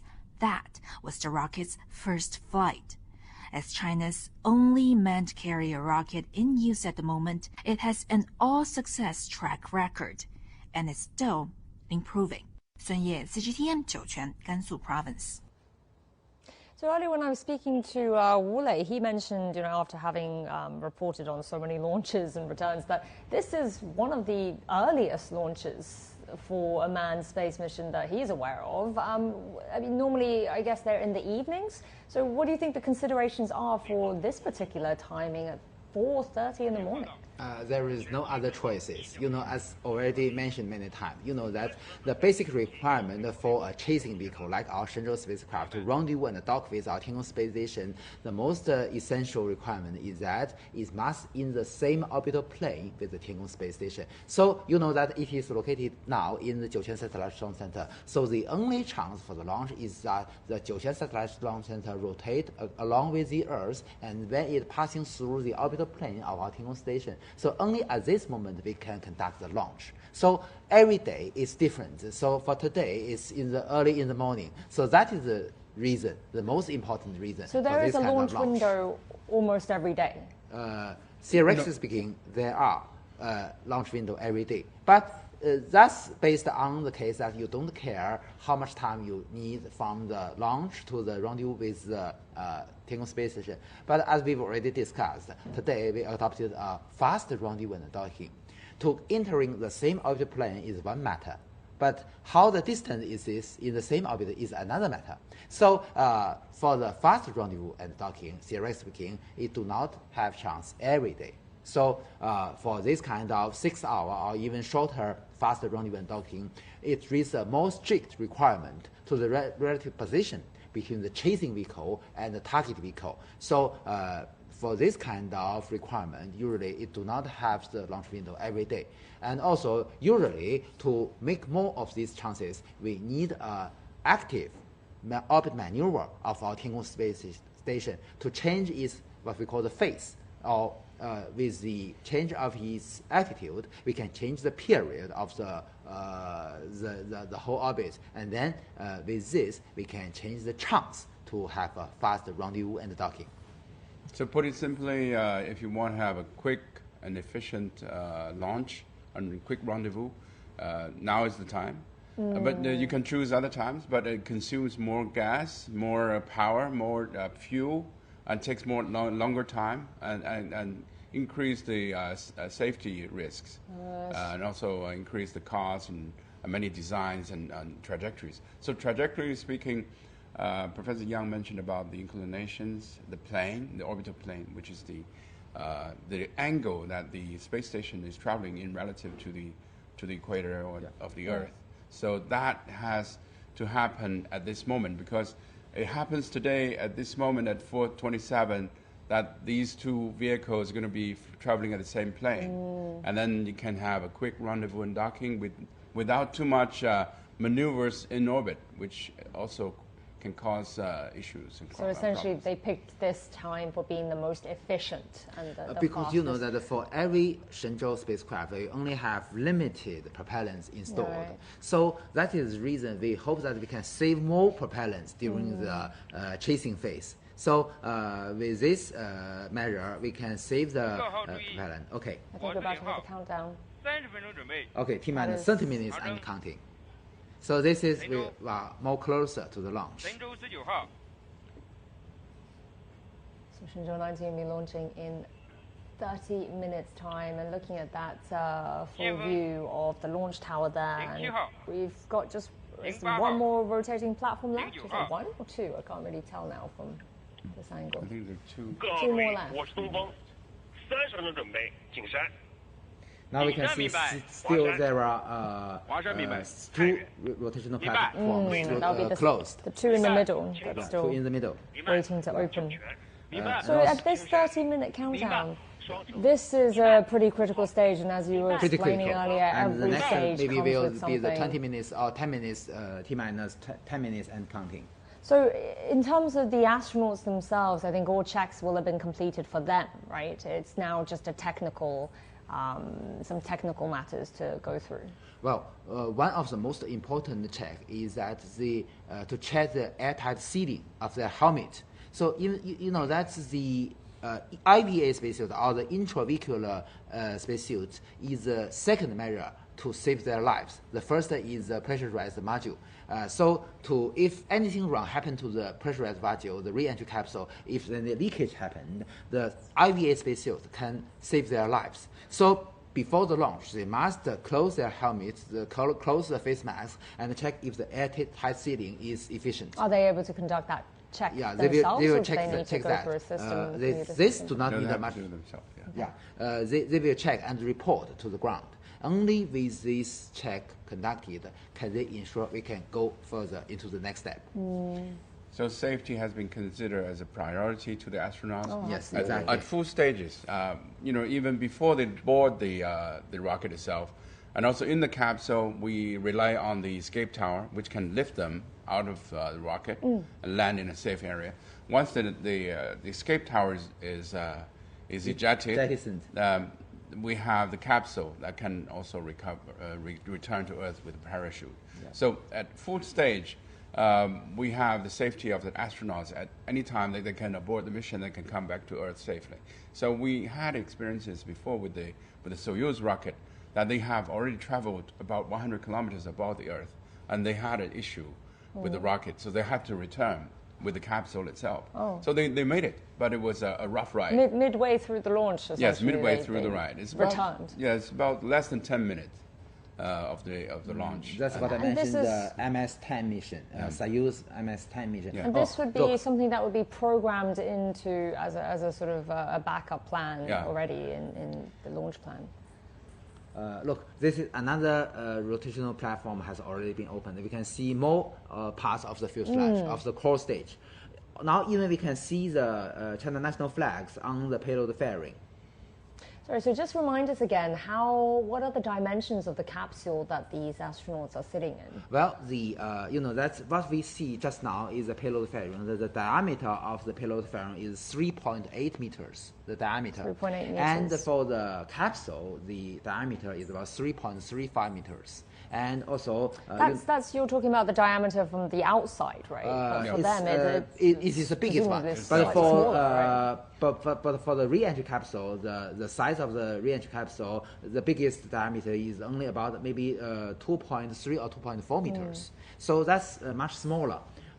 So the advantage of use 3-module design with orbital module, the re-entry capsule, and the propulsion module is that the advantage you can build a very, very small re-entry capsule. So it's much easier. But you know that today the trend has already been changed. For the new generations, like our Mengzhou spacecraft, the diameter is much bigger. So it makes it possible that with a bigger diameter, the inner volume is already big enough. We do not need any orbital module. So comparing with 3-module design, with the new generation, we can adopt the 2-module design. And with the 2-module design, you know that almost all the new generation spaceship of all other space capable nations adopted this 2-module design because it has a bigger diameter, although it brings some challenge for the re-entry, but also have some advantage because with a bigger diameter, you can also have a wider and more convenient inner volume, and also you can have more instruments recovered. So it is useful for the saving the money in retrieving the re-entry capsule. The 3 meters in diameter is sort of the space between us right now sitting around here, but it looks very small. Much more snug, exactly, because they have so much equipment in there as well, right? It's completely crammed. I didn't see the astronauts go in with any luggage, shall we say. It's already there. It's already there. In the orbital module. You can see that there are shelves everywhere, and the cargoes just put well and fixed well in the shelves. Yeah. So today, you know, that it is very interesting. The role of the orbital module has already a little bit changed. You know that during the years before, they do have the function that it is a habitable area for the astronaut because, you know, as I mentioned, the re-entry capsule is too small, too narrow. It is not very comfortable to stay there for days because so in the old missions we conducted several days of mission. For instance, for the Shenzhou-6 mission, the 2 astronauts, Fei Jinlong and Yan Haisheng, stayed in outer space for 5 days in this very narrow space. But today, you know that we've already adopted the fast rendezvous docking. Only we need about 6 hours. So today, the role of the orbital module has already changed. So we hope that we can have more because it doesn't matter to stay in such a narrow space because only a very short period, only 6 hours. Has it ever been used as an airlock? No, we only use it as an airlock during the Shenzhou-7 mission. Yeah. But today we do not, because you know that in Shenzhou-7 mission we do not have other choices. Because you have to go out to outer space for EVA, then you have to have an airlock. Yeah. So people can depressurize and then go out and come back. And they so use that as an airlock in the previous missions. Yes. But today, you know that with the fast rendezvous docking, it's okay for the astronaut to stay in a so narrow place for this short period. So we can have more chance to install more cargoes inside the orbital module. We've already seen that. Yeah. They have modified the module. The expert mentioned that the 19 mission they have enlarged the volume so that it can put more cargoes, maybe more apples in board. This is very meaningful for the biological experiments. Some living things. You can put that together with the astronauts inside. Like the fruit flies. So Mr. Xu, you were saying earlier that there will be another supply cargo ship going up there next month. 2 weeks, right? It's roughly mid-November. Mid-November. They're planning to. And would that be the only supply ship then for the Shenzhou-19, or would be expecting another one a bit later? The Tianzhou-8 cargo spacecraft will both support the Shenzhou-19 crew and the Shenzhou-20 crew, because you know that the interval we launch a Shenzhou spaceship is 6 months, but for the launch of the Tianzhou cargo spacecraft, the interval is 8 months. It's different. So for Tianzhou spacecraft, it will support 2 crews. Okay, so the one going up next will be for this crew and the next. Shenzhou-20. Okay. But they have plenty of things to unpack because they have already got the service module, the orbital module fully packed with bags, and so in the coming 2 weeks they're going to use that time to do a handover job with the Shenzhou-18 and also do a lot of unpacking and packing for the Shenzhou-18 to come back. So they have to do, put the experiments, results, and everything into the capsule of the Shenzhou-18 return capsule, and then wait for the cargoes to come. So it's a time sequence that allow them to work in this period of time with a carefully planned schedule. It doesn't sound like they have much downtime at all. It's get there and it's out to work straight away, isn't it? Now look at the screen. At this moment, all the rotational platform has already been opened. So we can see the whole fuselage of the launch vehicle itself. You can see the slim body. But still, I should emphasize, at this right moment, they still have some arms connected to the launch vehicle, usually in yellow color. You can see that. And also on these arms, there are cables and pipes connected to the launch vehicle. Still, at this moment, T-minus maybe 20 or 30 minutes counting, still we use the power supply, the electricity from the ground. So to stay, as Yansong has mentioned, to save the storage battery on board our Shenzhou spacecraft and our launch vehicle. And several minutes later, we will have a very critical step, as we already discussed, the transfer of the power supply from the ground to the vehicle itself. Yeah, you can see the two umbilical cords. Yes, that's what I mentioned, the arms. Look, yes, yellow I see color, it now, yeah. connected to the launch vehicle. Well, we have 20 minutes or so to go until launch, and let's check in again with our reporter Sun Ye, who's there at the Jiuquan Satellite Launch Center. Sun Ye. 焦阳很不容易啊，在如此临近火箭发射的时候，我们找到了一名火箭专家来告诉我们现在火箭的状态怎么样。我们这回请到了徐珊珊老师，他是中国航天科技集团的专家。那徐老师告诉我们， please let us know about the latest situation about the rocket. 截至目前吧， So and also till now, what kind of the work we have done. So let me report to you. Right now, that everything goes well, and the rocket actually is functioning well. Right now, we've finished all the preparation work for the control system, and also the telemetry work actually is all in the program. So as we know, for the Long March 2F actually is famous for its safety and reliability, and also is improving itself. So this time, what kind of the modification we have? So for this time, compared to the Y18, so we have improved 23 items, and we talk about the structural system and also the techniques, and also for the sealing and also the tetanus, and also actually we improved the process of launch. Previously it needed 37 days, right now it's shortened to 30 days. Although it's a save that 7 days a week time, but for the whole system it's improve our efficiency, but also we could tell that for the old system of the rocket, actually we showcase our confidence and our understanding about the whole system. And also we are very glad and also very excited just within 20 minutes we will see Long March 2F Y19 will send Shenzhou-19 to the space.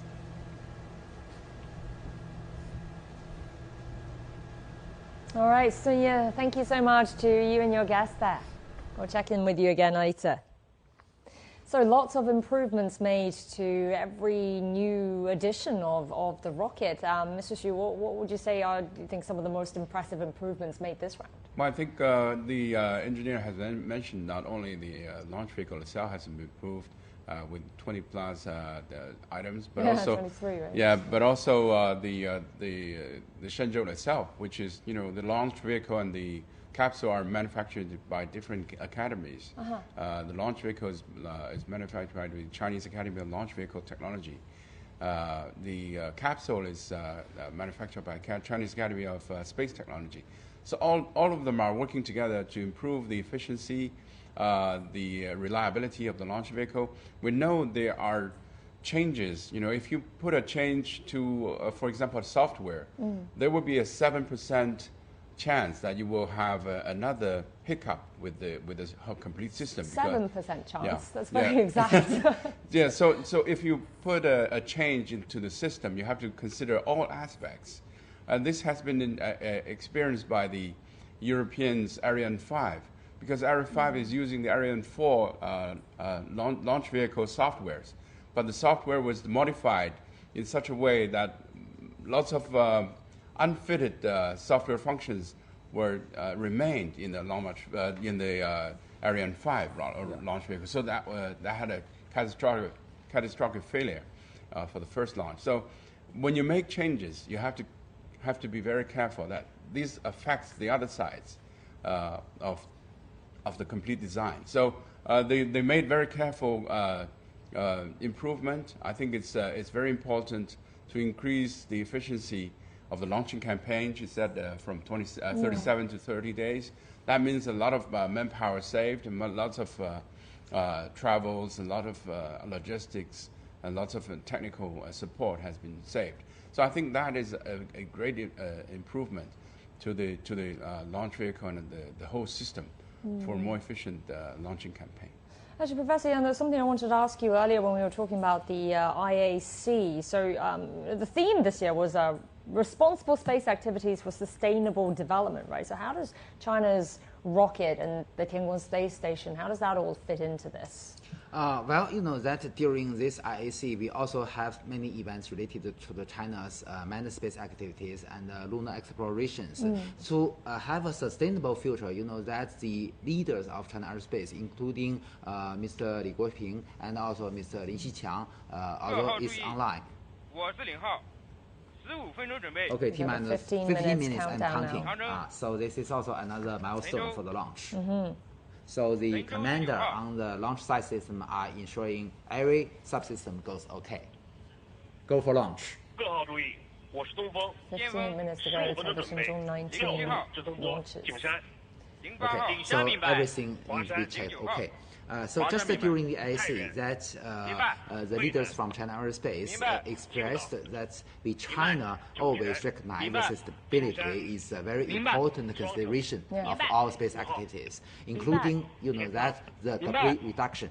You know that for all China's launch vehicles, including this one, and also other launch vehicles, after they come into orbit and send our payload into orbit, we will release the remaining propellants into outer space, and also discharge the battery to reduce it to the greatest extent the possibility of explosion. So this is a very reasonable measure to ensure that we reduce the passivation. Yeah, exactly. Yeah. And also, you know that to keep the sustainability, you know that we also have already begun to coordinate with other countries, although it may be a little bit earlier, but the possible collision in this lunar space. You know that there are more, as Yan Song had mentioned. Today, the moon becomes another hot point of the space activities of human beings. So there are more landers, orbiters to the moon.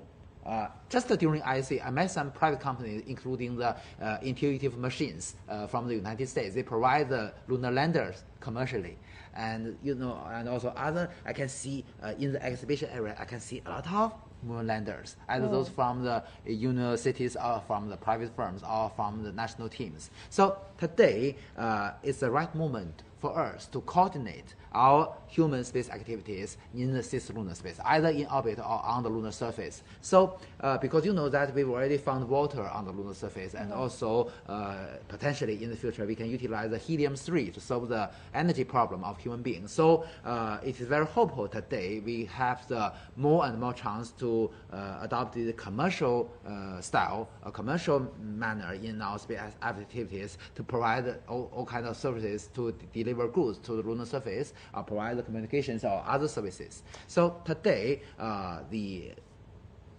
lunar exploration is not only the business of national teams, but also more and more private firms engaged. And Mr. Xu, how important do you think that is to have the private sector get engaged in this? I mean, what's the advantages that commercial space exploration has? Commercial sectors can provide two aspects. One is financial support to the space program. Another is technical validations to the existing technologies, or maybe new technologies, demonstrations.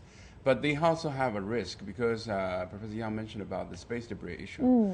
We have roughly 100,000 objects orbiting the Earth orbit with diameter more than 1 centimeter. 100,000? 100,000 is already in orbit. That and also, sounds like a lot. We have also increasing number of commercial companies that is launching satellites to orbit with mega constellations.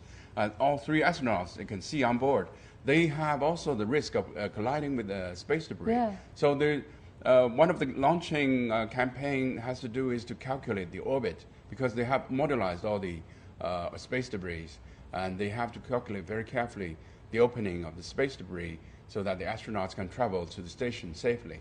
And one of the prominent payload on board this mission, Shenzhou-19, is to install a space debris protection shield on board the station. This is going to involve EVA activities. Later on, we're going to see that installation. So that shield can protect in a degree of the bullet speed space debris hitting the station, damaging the station, leaking the station, or hurting the astronauts. So this is one area that we have to be very careful. As you mentioned about the sustainability of IEC. What would that look like? What would that spaceship look like exactly? I think it's like a bulletproof panels outside of the fuselage. Sort of hovering outside, with the space in between. The final ignition time has formally released. Yes, we've got 10 minutes to go. 4 o'clock, 27 minutes and 31 seconds. Yes. So that's the accurate time for the ignition. But so it's very interesting, that almost exactly 10 minutes from now. Yeah. That it is very interesting that the countdown to zero, the definition in China and other countries are different. In China, the zero moment means the ignition time, but in other countries, for instance, in the US, the zero means the liftoff time, the liftoff moment. So it's different for several second interval. So you can always hear the voice during the launch of China when ignition in zero, and the ground team will report the real liftoff time. So what we're seeing now, the 4:27:31, that's the ignition time. So that's accurate. So the launch will be a few more seconds or so following that. So you won't see fire, after zero, for 1 or 2 seconds, and then there's a fire. But so a little in delay. US, you can see the fire just before zero because the ignition is several hundreds ahead of the liftoff, and at time zero, it will lift off. Is it very precise then, the amount of time? Would they know in advance the amount of time between ignition and actual liftoff? Can that be calculated in advance? That's very important. It has to be very careful because the liftoff time is what we call a root parameter. That can calculate. It can be used for a root reference for calculation of the orbit.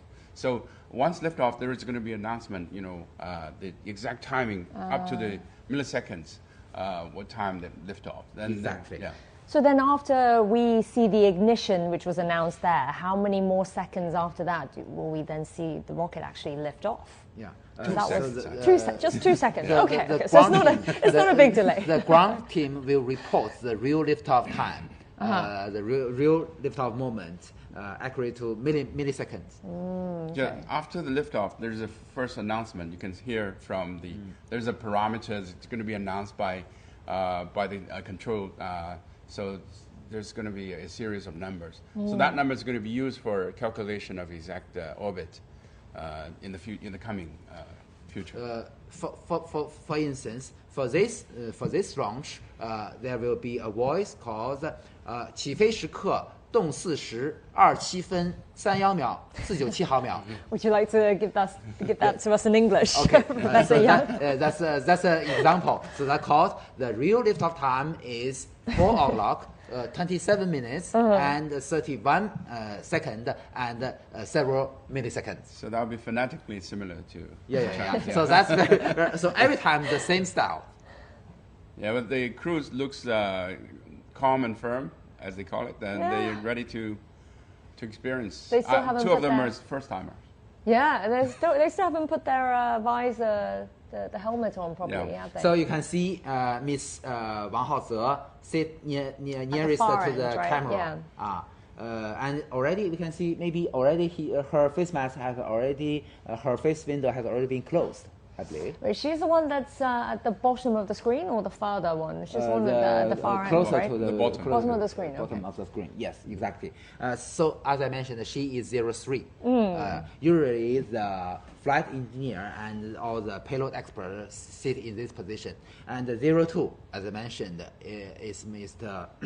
Song Lingdong. He's got the parachute button. Yeah. To control, just not this time, just during the reentry half a year later. I hope he will also conduct a vertical landing. But that would be impressive. It'd be that something would be to remember more for him. For all the 3 crew members. And especially for him being his first time up there and then first time return, if you get a vertical landing. But horizontal, you can imagine you're being strapped by the safety belt to your seat, maybe face down. Yes, exactly. Not very comfortable. So if the vehicle, that there is a deviation between the center of his mass and a symmetrical axis. So because of this deviation, usually, in most cases, it will lie down. So that will be much more inconvenient for the astronauts. So we're looking at some of the conditions right now at the temperature, 3 degrees only. But visibility, very low wind speed, right? 0.8 meters per second, actually. Is that low? Actually, good visibility. it is deep autumn in Jiuquan Satellite Center, much colder than the night of Beijing. We can see Miss Sun Ye, the very, very close. Yes, definitely. So, 5 more minutes to go till ignition time. And what? Just talk us through what the astronauts will be experiencing during the launch before they reach orbit. Parameters, and also maybe, as I mentioned, maybe they will already close their face masks, and also. That's the 5 minutes countdown. 5 minutes and counting. But the astronauts won't be able to see outside at the first stage, and then. After the jettison of the escape tower and the fairing, they're going to have a little window they can see outside. See the horizon. The what we call the launch azimuth, or the flight direction of this Long March 2F is going to the east and then a little bit to the south. So maybe at the separation of the second stage and the Shenzhou spacecraft, maybe they can already see the sunshine, maybe. And at that moment, they can have the light from the window. And Mr. Xu, can you give us a sort of equivalent of what it would feel like to be an astronaut during this whole, after the liftoff, especially with the G-force and everything, what would it feel like to us, if we can find something? If you can imagine you're in a car, in a sports car, and you accelerate very quickly, it's like an airplane or even faster.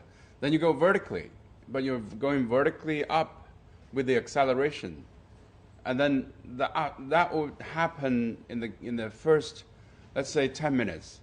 The first 3 or 4 minutes, you get very quick acceleration, and there's what we call a max Q, the biggest time biggest stress that you can experience in the launching. The biggest stress. And then there's also issues what we call a pogo. Sometimes it go up and down. Oh. And vibration. Then, vibration. It's a vertical vibration we call pogo. And then after like 10 minutes, and then there's a seize of the engine, and then you feel microgravity. You don't feel anything. It's like floating in space. So that's the whole process of launching, I think. Usually the thrust of the engines is a constant value. Okay, 3 minutes. T-minus 3 minutes and counting. But you know that the propellants become less and less. So the acceleration becomes more and more. You can feel more and more G-forces. So that is very normal. So usually the max G-forces happen during the separation of the stage. So that is the reason. And this pogo stage you're talking about, I guess that's why they need the seat to be so snugly you can feel fit that to all their your contour, organs will right? go out. Yeah. It's like to reduce the amount of space that you could be hitting against it's a a chair. big suffering. You know that Mr. Yang Liwei feels extremely uncomfortable because you know that the G-forces combines with the vibration together. This can never be simulated on the ground simultaneously. So they can't really prepare for this then, you're saying? If it can't be simulated on the ground, can they They will have trainings of the G-forces. They will have the trainings of the vibration. But not on together. The ground, they cannot be combined together. So then only there's room for you improve the rocket itself and make it more smooth. So really, only astronauts who've made the successful mission to space and back they're the only people who've actually can experience this movement, I suppose, of the launch. You can't replicate it here on Earth so far. It's out of the Earth. Okay, please notice it's already less than 2 minutes for the liftoff. And next, as I emphasized, some of the arm connected to the launch vehicle will be unplugged. So all those umbilical cords, essentially. They're looking very tense there. This is the control center in Jiuquan. We're going to have countdown at any time. So we also have cameras mounted on these arms to monitor the separation procedure, the unplug procedure.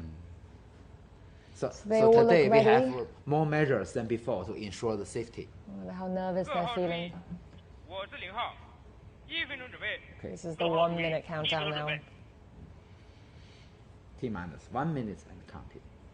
That means everything has to be in green light. Mm. Nobody has to press the red button.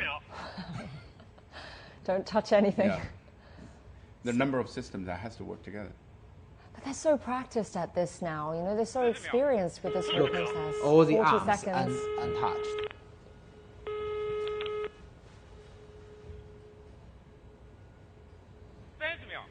Thirty seconds to go. So the transfer of power supply also accomplished. Mm. The rocket is on the top. Maybe the astronaut will salute. Yeah, normally. I feel the tension. 10 seconds. 5, 4, 3, 2, 1. Salute.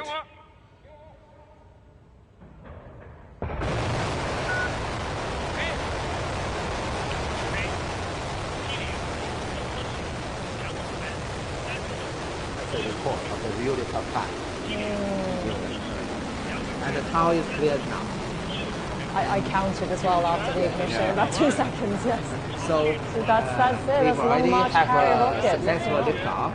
After about 2 minutes, we will have what Yansu mentioned, the first separation, Right, the we'll be jettisoning watching of that the in a minute. emergency escape tower. This you see is a strap-on booster. Yeah, exactly. So this The is camera the from the camera outside. mounted on the core stage. Yeah. We can see 2 of the 4 strap-on boosters, 2 of the 4 side boosters. So as I mentioned, each have 1 engine. Looking I down. think we're hearing. Yeah. Really? Looking backwards. So nominal tracking.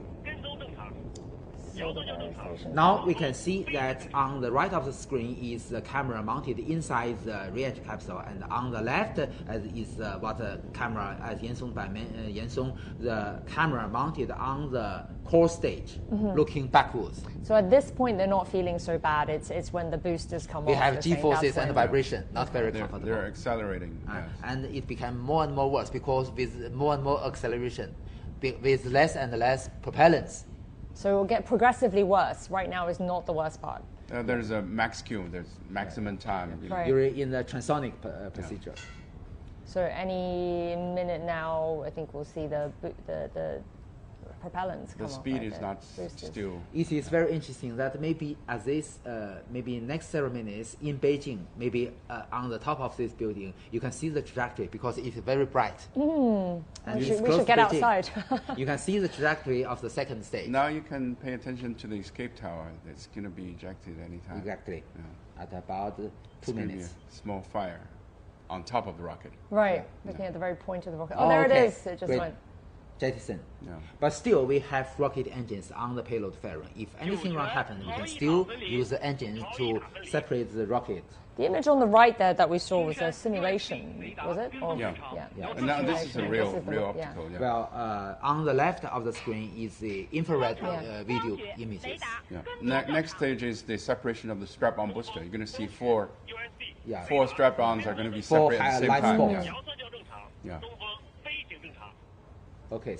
It seems Looks like it's happening. And this is when the Yeah. villagers will be Separated. And glad then the that separation they're of the first watching stage. a film Yeah. somewhere. Okay. The first stage also separated. That is the announcement of the boosters having separated. Yeah. So the rocket is on the second stage. Yeah.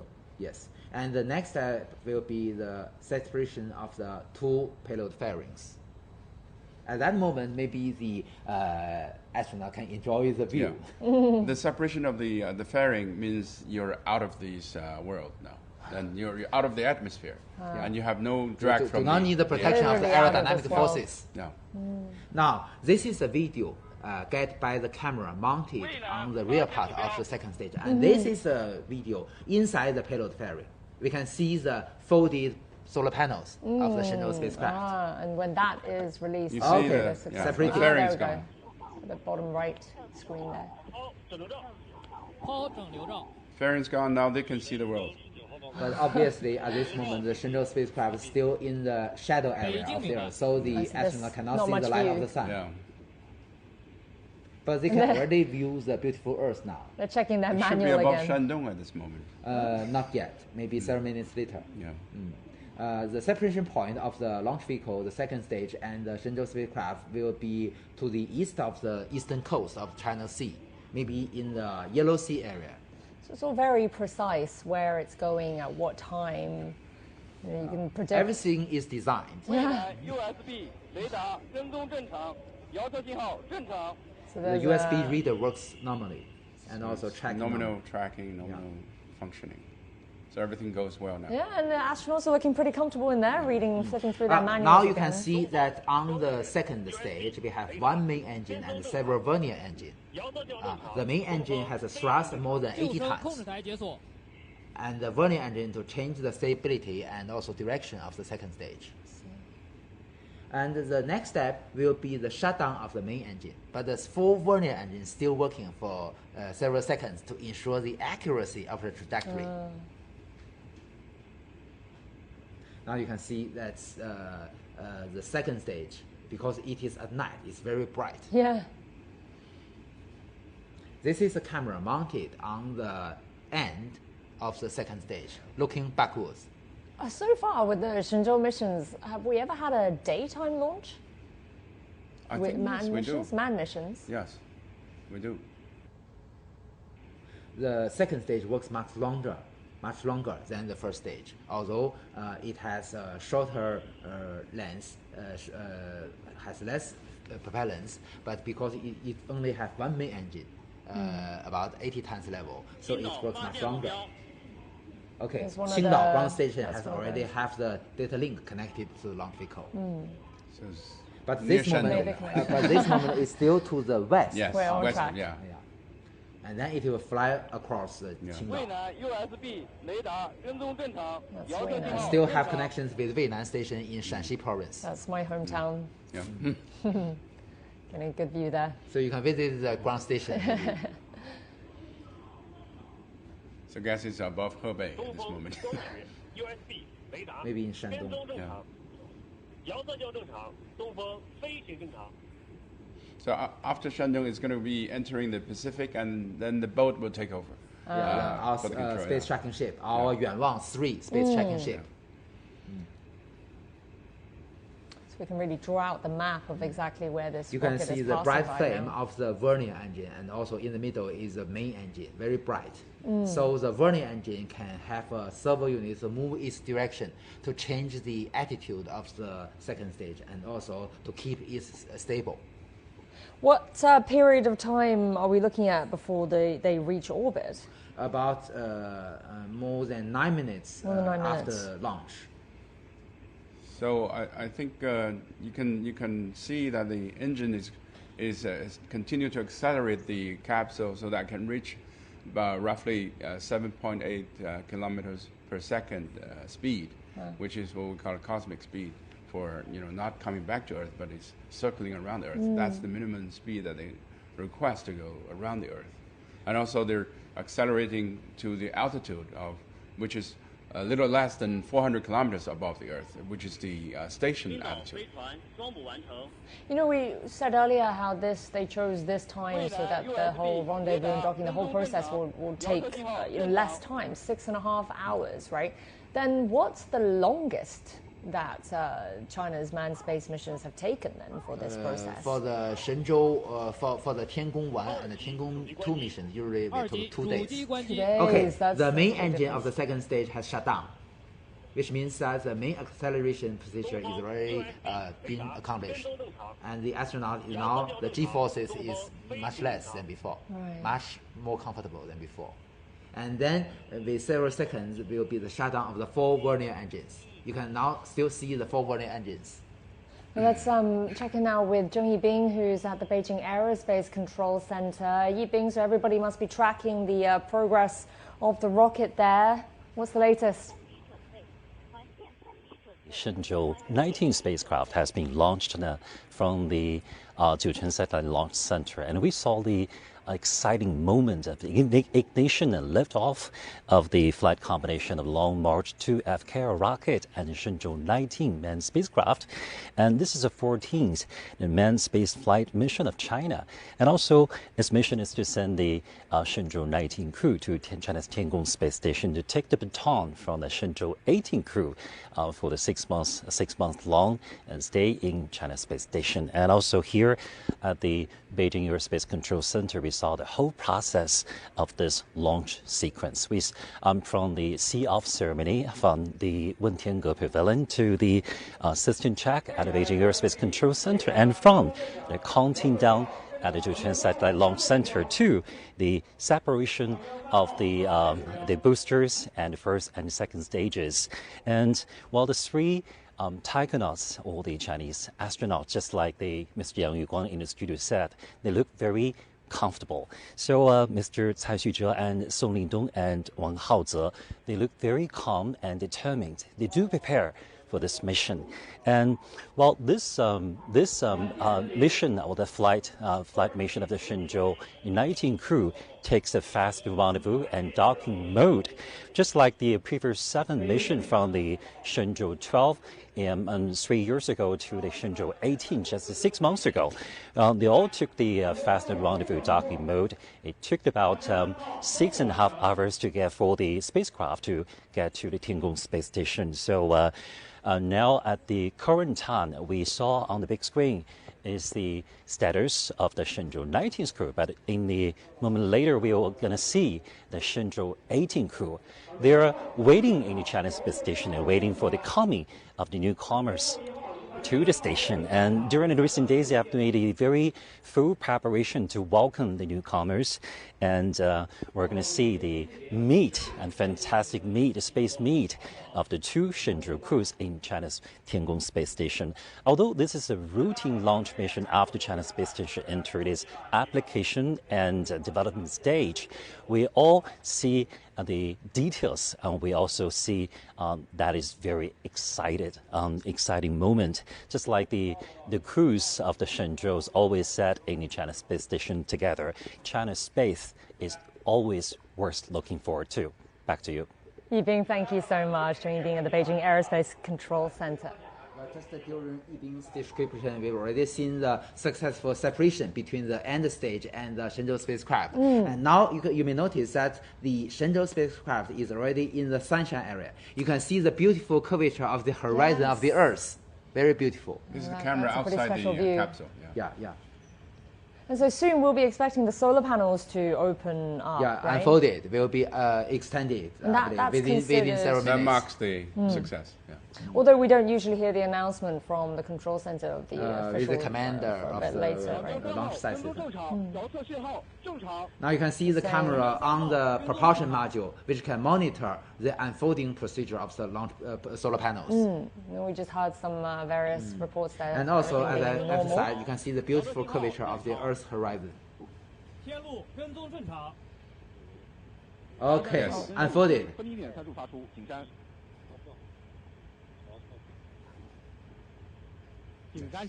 Each of our solar panel wing have 4 pieces, the Shenzhou spaceship. How many solar panel wings does this have? Two wings. Each have 4 pieces. And then we can see the Shenzhou-18 crew in there eagerly awaiting. So we expect the 2 crews to meet by midday Beijing time, right? Exactly. Meet for lunch. Yeah. The 5th lunch date. The 5th rendezvous of different crew in orbit. Yes, the capsule itself has to find the sun so that the solar panel can be driven by a system called SADA to face the sun to generate maximum power to provide the capsule with electricity. It finds that automatically? Yeah, it has a sensor.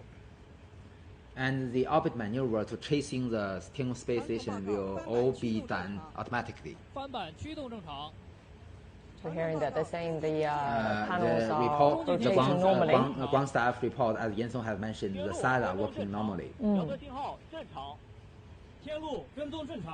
Tianlu is the name of the Tianlian data relay satellite. We're talking about the tracking there. Yeah. Now you can see it's already in the daytime. You can see the Earth is so bright. Oh, I was wondering what that was actually. I wasn't sure. It's already above the Pacific Ocean. They find the sun. Sunflowers. So it's another day for them. That's the Shenzhou-19 crew speaking to the command center.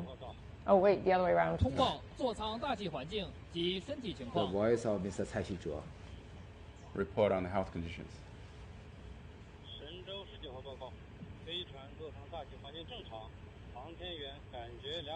That's the Shenzhou-19 crew speaking. Feeling good. That's a classic line, isn't it? Yeah, we're feeling good. Obviously, he's very calm. 神舟19号经地面确认座舱环境正常，可以打开面窗。 Is this the little window that there's that? They can open their face mask. They can. Okay.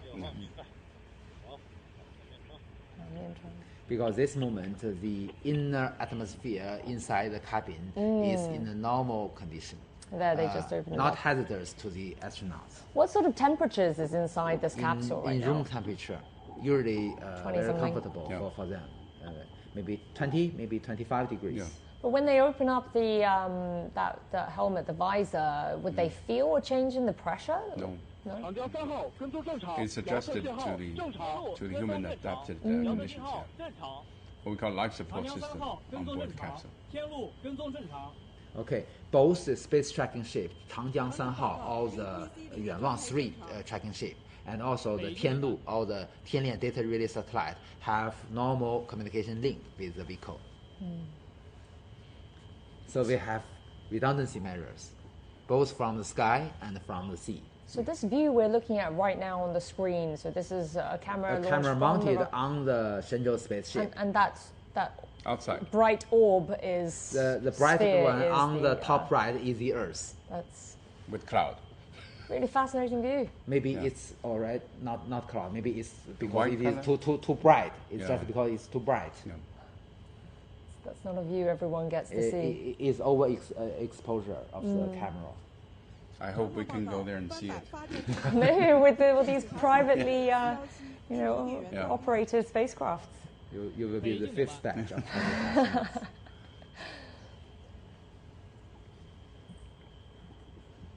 As Sun Ye was saying earlier, that the frequency of these launches now, these manned missions, every half a year. This is it's impressive, isn't it? Yes, to maintain the permanent presence of human beings on board the station, you have to do that in rotation every half year. Astronauts do have longer times they stay in the station. One of the longest one, American, spent almost 2 years in the station. But when he came back, he said, I went to a foot massage. And the foot massager said, I've never tried a foot so tender. Wow. Now is a video. Oh, this is a 3D animation. So you can see, although it is a 3D animation, but it is real data driven. So the status, including the status of the panels, represents the real condition. 实时轨道与遥测数据监视判断，神舟19号飞船已进入近地点高度200公里，远地点高度362公里，倾角41.5度，周期1小时30分钟的预定轨道。太阳帆板展开，飞船工况正常。 The spaceship is operating normally, the astronauts are feeling good, the panels are open, operating well. Pretty much as expected, everything just went. But that apogee and perigee, it's in the elliptical orbit. It's going to be having another maneuver before it's ready for rendezvous. It has a very small eccentricity. The perigee is 200 kilometers, and the apogee, or the highest point, is 362 kilometers. And if you put that in lay terms for us, the apogee and the perigee, we're talking about... It's like an elliptical orbit. It's in relative to Earth. Yeah. Okay. Yeah. So it has a near Earth point, and it's also far Earth point. So that makes an elliptical orbit. The highest point is the station orbit.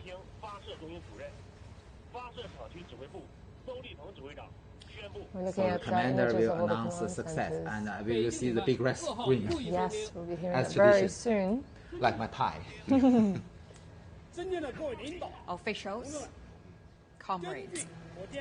Based on the flight data and report from Beijing Command and Control Center, The Long March 2I Y-19 carrier rocket has sent Shenzhou-19 manned spacecraft to the preset orbit. The solar panel has been unfolded successfully and is functioning well. I now declare the launch of Shenzhou-19 mission a complete success. Thank you.